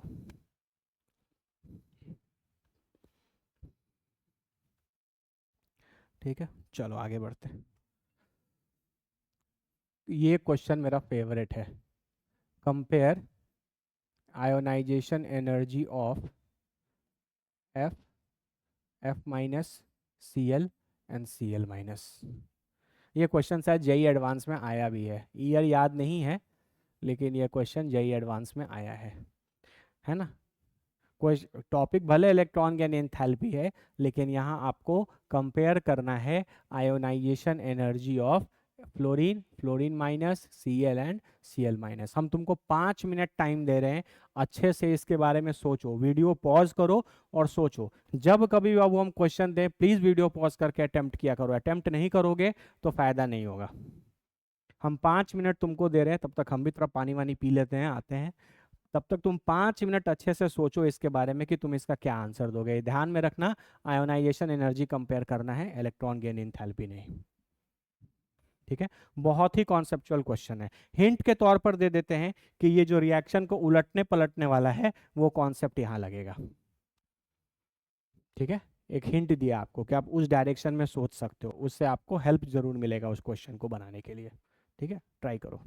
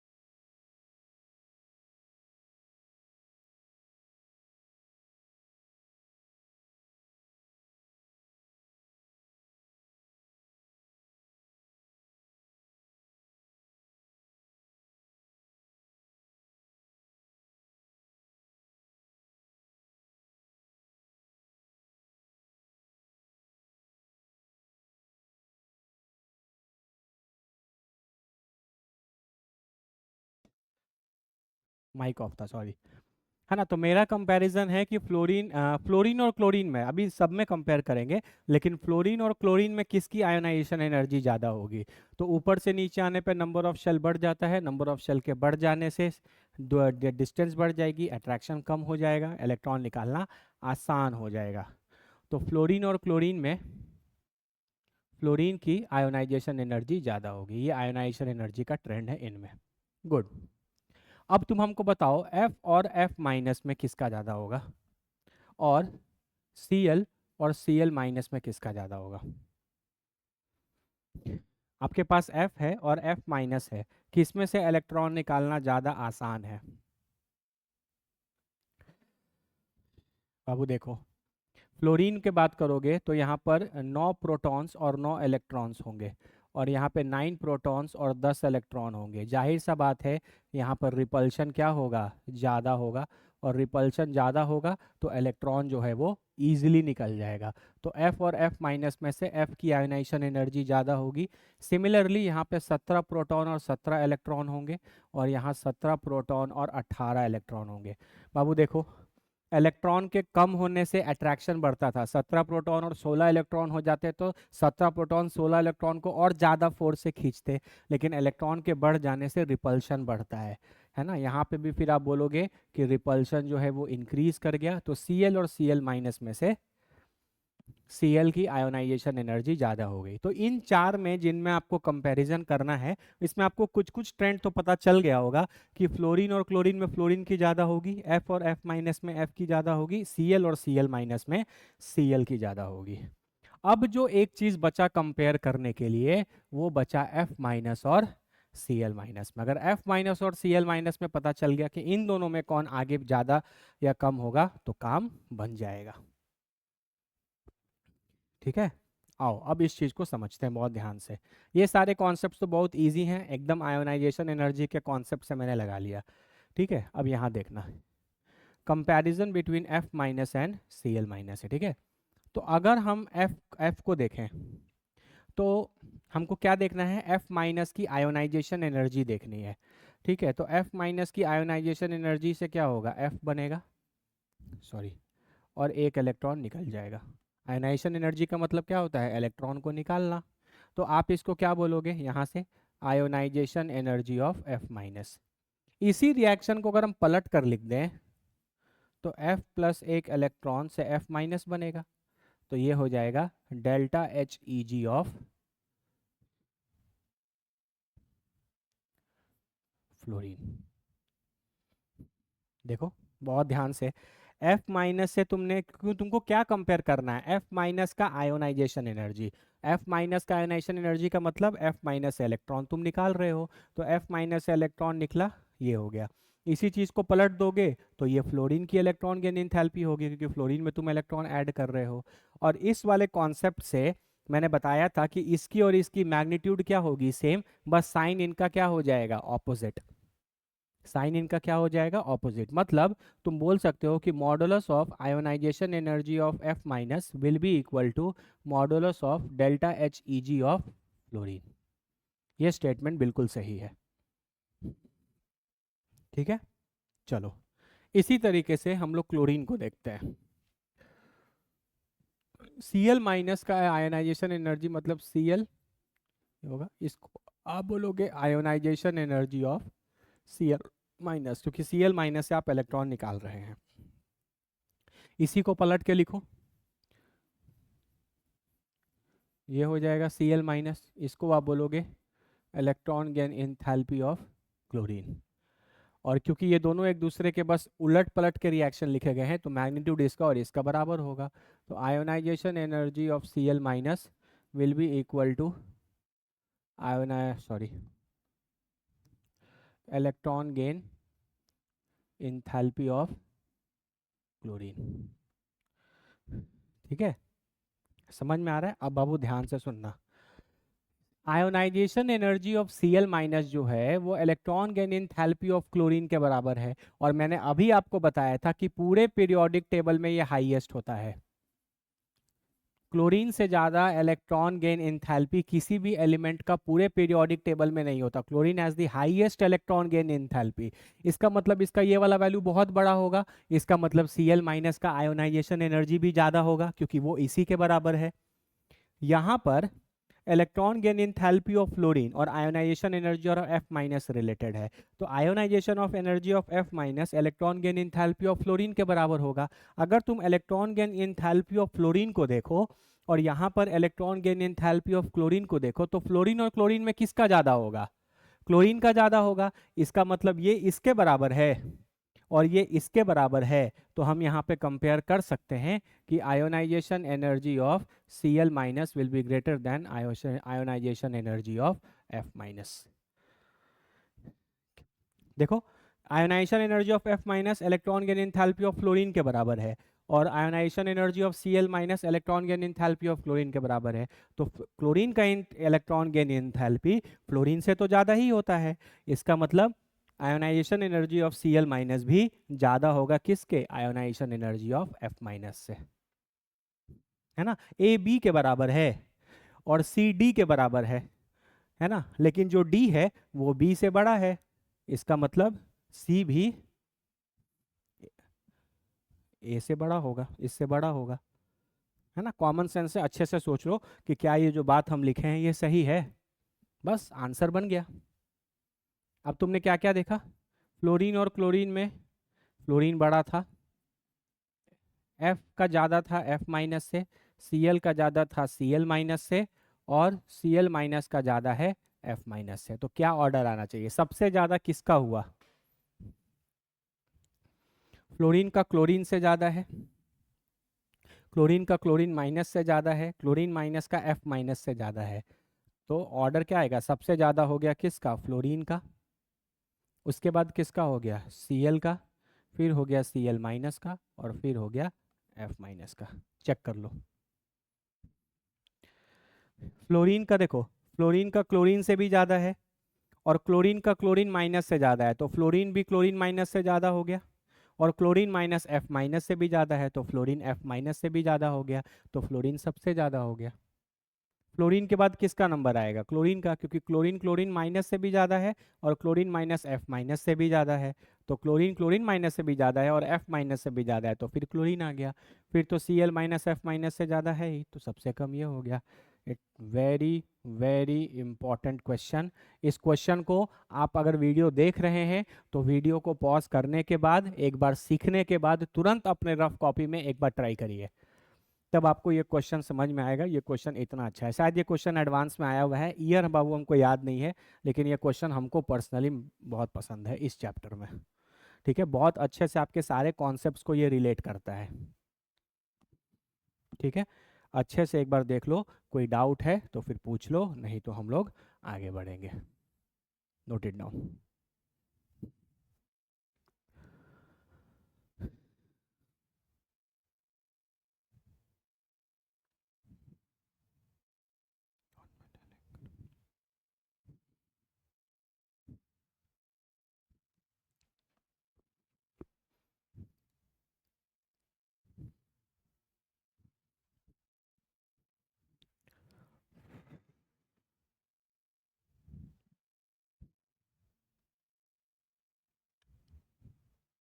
आज मैच भी है ना, क्या स्कोर है? अच्छे से देखो बाबू, अच्छे से देखो, टाइम लो लेकिन देखो।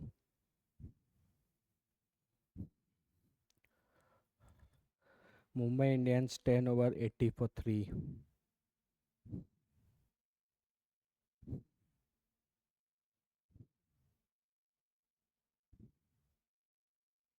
कहाँ हो रहा है मैच?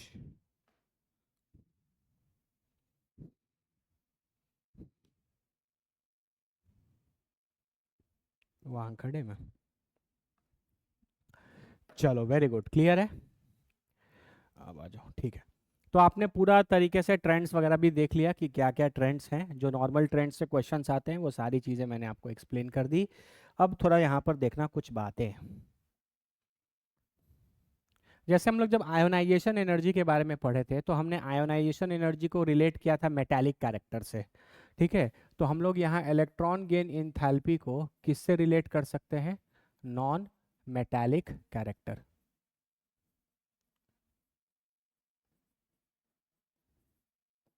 नॉन मेटेलिक कैरेक्टर से कंपेयर कर सकते हैं या रिलेट कर सकते हैं, क्योंकि मेटल्स की टेंडेंसी होती थी इलेक्ट्रॉन को लूज करने की, नॉन मेटल्स की टेंडेंसी होती है इलेक्ट्रॉन को एक्सेप्ट करने की। और इलेक्ट्रॉन गेन इंथैल्पी भी तो कुछ यही बात बताता है कि इलेक्ट्रॉन को ऐड करना है या इलेक्ट्रॉन एक्सेप्ट करना है ना। तो जिसकी इलेक्ट्रॉन गेन इंथैल्पी जितनी ज़्यादा होगी, इसका मतलब वो इलेक्ट्रॉन उतना ईजिली ऐड कर पाएगा, और जो इलेक्ट्रॉन जितना ईजिली ऐड कर पाएगा उसका नॉन मेटेलिक कैरेक्टर उतना ज़्यादा होगा, नॉन मेटेलिक कैरेक्टर उतना ज़्यादा होगा। ठीक है, तो अगर आप टॉप टू बॉटम आते हो, ऊपर से नीचे आने पर आपका डेल्टा एच ई जी क्या हो जाता है, कम, तो नॉन मेटेलिक कैरेक्टर भी कम हो जाएगा। लेफ्ट से राइट जाओगे तो डेल्टा एच ई जी आपका जनरली इंक्रीज करता है, तो इंक्रीज करने से आपका नॉन मेटेलिक कैरेक्टर इंक्रीज करेगा। इसलिए देखो, पीरियोडिक टेबल में लेफ्ट हैंड साइड में P block, sorry right hand side में पी ब्लॉक है, और उसमें मेजॉरिटी आपके नॉन मेटल्स हैं, क्योंकि लेफ्ट से राइट जाने पे नॉन मेटेलिक कैरेक्टर इंक्रीज करेगा। ठीक है, चलो एक कॉन्सेप्ट बाबू मैंने आपको तगड़ा पढ़ाया था कल, याद है? ऑक्सीडेशन, रिडक्शन, ऑक्सीडाइजिंग एजेंट और रिड्यूसिंग एजेंट का कॉन्सेप्ट पढ़ाया था, है ना। तो आयोनाइजेशन एनर्जी में इलेक्ट्रॉन लूज करते थे तो उसका ऑक्सीडेशन होता था, तो वो किसकी तरह बिहेव करता था, रिड्यूसिंग एजेंट की तरह। तो यहाँ पर अगर आपके पास कोई एक एलिमेंट x है, वो इलेक्ट्रॉन गेन कर लेता है तो x माइनस, तो इसके खुद का क्या हो रहा है, रिडक्शन। तो ये x किसकी तरह बिहेव करेगा, एज एन ऑक्सीडाइजिंग एजेंट। ठीक है, तो अगर किसी का डेल्टा एच ई जी बहुत ज़्यादा है, डेल्टा एच ई जी ज़्यादा होने का मतलब क्या है, डेल्टा एच ई जी ज़्यादा होने का मतलब है कि ये इलेक्ट्रॉन ईजिली ऐड कर लेगा, और ये इलेक्ट्रॉन अगर कोई ईजिली ऐड कर लेगा तो ये इलेक्ट्रॉन मिला कैसे है, कोई वाई होगा जिसने अपना इलेक्ट्रॉन छोड़ा होगा, और ये छोड़ा वही इलेक्ट्रॉन एक्स क्या कर रहा है, गेन कर रहा है। तो अगर ये इलेक्ट्रॉन बहुत इजीली गेन कर पा रहा है, इसका मतलब वाई ने बहुत इजीली इलेक्ट्रॉन छोड़ा होगा, और वाई अगर इलेक्ट्रॉन छोड़ रहा है तो इसका क्या हो रहा है, ऑक्सीडेशन। इसीलिए तो इसको कैसा एजेंट बोलते हैं, ऑक्सीडाइजिंग एजेंट। मैंने आपको बताया था कि एजेंट का नाम हमेशा सामने वाले से डिसाइड होता है।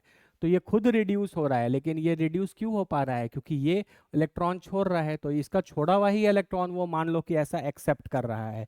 तो ये अगर इजीली एक्सेप्ट कर रहा है मतलब ये इजीली छोड़ रहा है, तो इसके लिए ये ऑक्सीडाइज हो रहा है। इसीलिए एक्स जो है वो किसकी तरह बिहेव कर रहा है, ऑक्सीडाइजिंग एजेंट की तरह बिहेव कर रहा है, क्योंकि एक्स वाई को क्या करा रहा है, ऑक्सीडाइज्ड। ठीक है, मैंने कॉन्सेप्ट फुल डिटेल में कवर किया है लास्ट क्लास में, अगर आपको दिक्कत है तो आप वो फिर दोबारा से देख लीजिए। ठीक है, इसका मतलब अगर delta H E G electron gain enthalpy ज़्यादा होगा, मतलब इलेक्ट्रॉन इजीली ऐड होगा, तो इसका ऑक्सीडेशन भी ज़्यादा होगा, तो आप लिखोगे इसकी ऑक्सीडाइजिंग पावर भी ज़्यादा होगी।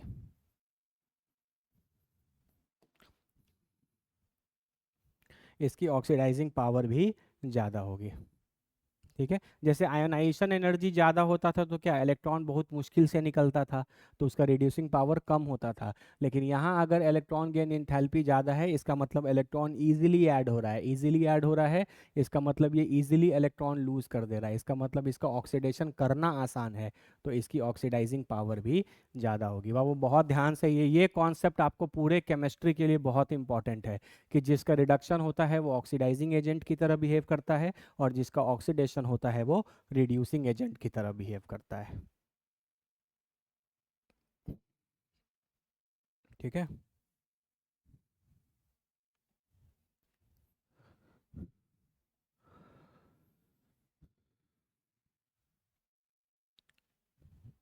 एक कॉन्सेप्ट भी आता है वो थोड़ा देखना, बॉन्ड फॉर्मेशन का। हालांकि हम लोग अगला चैप्टर हम लोग का केमिकल बॉन्डिंग ही है, जहां हम लोग सब बॉन्ड्स के बारे में ही पढ़ेंगे, लेकिन फिर भी थोड़ा बहुत जान लो, है ना। एक बॉन्ड होता है जिसको हम लोग बोलते हैं आयनिक बॉन्ड। कौन सा बॉन्ड बोलते हैं, आयनिक बॉन्ड बोलते हैं। आयनिक बॉन्ड में हमेशा क्या होता है, एक कैटायन और एक एनायन, है ना। जैसे कैटायन Na+ और एनायन Cl-। तो Na+ और Cl- मिलकर आपको क्या बना कर देंगे, NaCl, सोडियम क्लोराइड। ठीक है, तो अब ध्यान से सुनो, कैटायन बनाने के लिए इलेक्ट्रॉन को लूज करना है और एनायन बनाने के लिए इलेक्ट्रॉन को गेन करना है। इसका मतलब ये डायरेक्टली रिलेट हो जाएगा आयोनाइजेशन एनर्जी से, और ये डायरेक्टली रिलेट हो जाएगा इलेक्ट्रॉन गेन इंथैल्पी से। ठीक है, तो अगर किसी का आयोनाइजेशन एनर्जी कम होगा, इसका मतलब वो इलेक्ट्रॉन इजीली डोनेट कर देगा, और किसी का इलेक्ट्रॉन गेन इंथैल्पी अगर ज़्यादा होगा, इसका मतलब वो इलेक्ट्रॉन एक्सेप्ट जल्दी कर लेगा। आयनाइजेशन एनर्जी के कम होने से आपको कम एनर्जी देनी पड़ेगी इलेक्ट्रॉन को निकालने के लिए, और इलेक्ट्रॉन गेन एंथैल्पी के ज़्यादा होने से वो इजीली इलेक्ट्रॉन एक्सेप्ट कर लेगा। तो अगर कम है तो कैटायन फॉर्मेशन ईजी है, और अगर ये ज़्यादा है तो एनायन फॉर्मेशन ईजी है। अरे बोलो ना भाई। और अगर कैटायन और एनायन इजीली बन गए तो इनके बीच में जो फोर्स ऑफ अट्रैक्शन होता है, इसी को तो क्या बोलते हैं, आयनिक बॉन्ड बोलते हैं, है ना। आयनिक बॉन्ड कुछ नहीं होता एक कैटायन और एनायन के बीच में, क्योंकि ये पॉजिटिव और नेगेटिव है, तो इनके बीच में क्या लगेगा, फोर्स ऑफ अट्रैक्शन। एक कैटायन और एनायन के बीच में लगने वाला ये फोर्स ऑफ अट्रैक्शन ही क्या कहलाता है, आयनिक बॉन्ड कहा जाता है। ठीक है, एक कैटायन और एनायन के बीच में ये लगने वाला फोर्स ऑफ अट्रैक्शन ही क्या कहा जाता है, आयनिक बॉन्ड कहा जाता है। तो जिसकी आयोनाइजेशन एनर्जी कम होगी, जिसकी आयोनाइजेशन एनर्जी क्या होगी, कम होगी, वो जल्दी कैटायन बना देगा। जिसकी इलेक्ट्रॉन गेन एंथैल्पी ज़्यादा होगी वो जल्दी एनायन बन जाएगा। तो कैटायन और एनायन इजीली बन गए, तो इनके बीच में फोर्स ऑफ अट्रैक्शन लग रहा है, तो आयनिक बॉन्ड भी बन गया।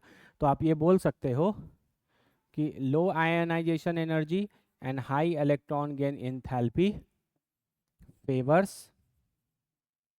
Formation of ionic bond, favors formation of ionic bond. This completes your third periodic property, electron gain enthalpy. तो आपने एटॉमिक रेडियस फुल डिटेल में कर लिया, आयोनाइजेशन एनर्जी फुल डिटेल में कर लिया, और इलेक्ट्रॉन गेन एंथैल्पी भी फुल डिटेल में कर लिया, है ना।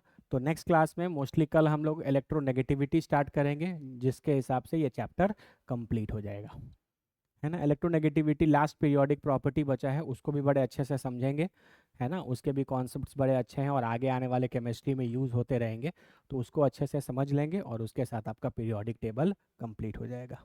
जितने भी बैकलॉग लेक्चर्स आप लोग के बचे हुए हैं एग्जाम्स वगैरह के कारण, प्लीज़ उनको कंप्लीट कर लीजिए, और कंप्लीट करने के बाद कल से रेगुलर क्लास कीजिए। ठीक है, देखो क्या होता है ना बाबू, हम एक चीज़ फील किए हैं, देखो हम लोग जो टीचर्स होते हैं सच में, हम अपना तो ज़रूर बोल सकते हैं कि टीचिंग मेरा पैशन है और हम बहुत पैशन से पढ़ाते हैं। ठीक है, और हम ऐसा बिल्कुल नहीं चाहते कि मेरे से पढ़ा हुआ कोई भी बच्चा अच्छा नहीं करे। लेकिन क्या होता है ना कि जब इक्वल मेहनत बच्चे के तरफ से नहीं होता, मान लो हम पढ़ा रहे हैं और आप मेहनत ही नहीं कर रहे, तो 2 4 10 दिन 1 महीना क्लास करने के बाद फिर आपको आगे कुछ समझ में नहीं आएगा, तो उस समय बच्चे बोलते हैं कि टीचर ही अच्छा नहीं पढ़ाता। नहीं नहीं, ये बात फैक्ट है ना। बच्चे खुद मेहनत नहीं करते और उनको कंटेंट एकदम जेई एडवांस लेवल का चाहिए, और आप खुद मेहनत नहीं कर रहे, तो आप एडवांस लेवल का कंटेंट बिना मेहनत किए कितने दिन तक समझ पाएंगे। मैं 1 महीना से 1.5 महीना आप क्लास करते करते फिर सारा चीज़ सर के ऊपर से जाने लगेगा, तो फिर बच्चे क्या बोलते हैं, अपने पेरेंट्स को जाके बोलेंगे सर क्या पढ़ाते हैं समझ ही में नहीं आता है ना, बहुत हाई लेवल पढ़ाते हैं, या सर जो पढ़ाते हैं वो समझ में नहीं आता, है ना। तो टीचर चेंज करना कोई ऑप्शन नहीं है। अगर आपको टीचर अच्छा मिला है, आपको अच्छा पढ़ा रहा है, तो वो चेंज करना ऑप्शन नहीं है। अगर मेहनत में कमी है तो आप करिए, आपको नहीं समझ में आ रहा, आप 1 बार नहीं 2 बार नहीं 3 बार पूछिए, आपको बिल्कुल बताया जाएगा। लेकिन मेहनत आपके तरफ से होगा तभी आपको चीज़ें समझ में आएंगी, नहीं तो नहीं आएंगी। ठीक है, तो मेहनत करते रहो बाबू, मिलते हैं नेक्स्ट क्लास में फिर। ठीक है, चलो, थैंक यू।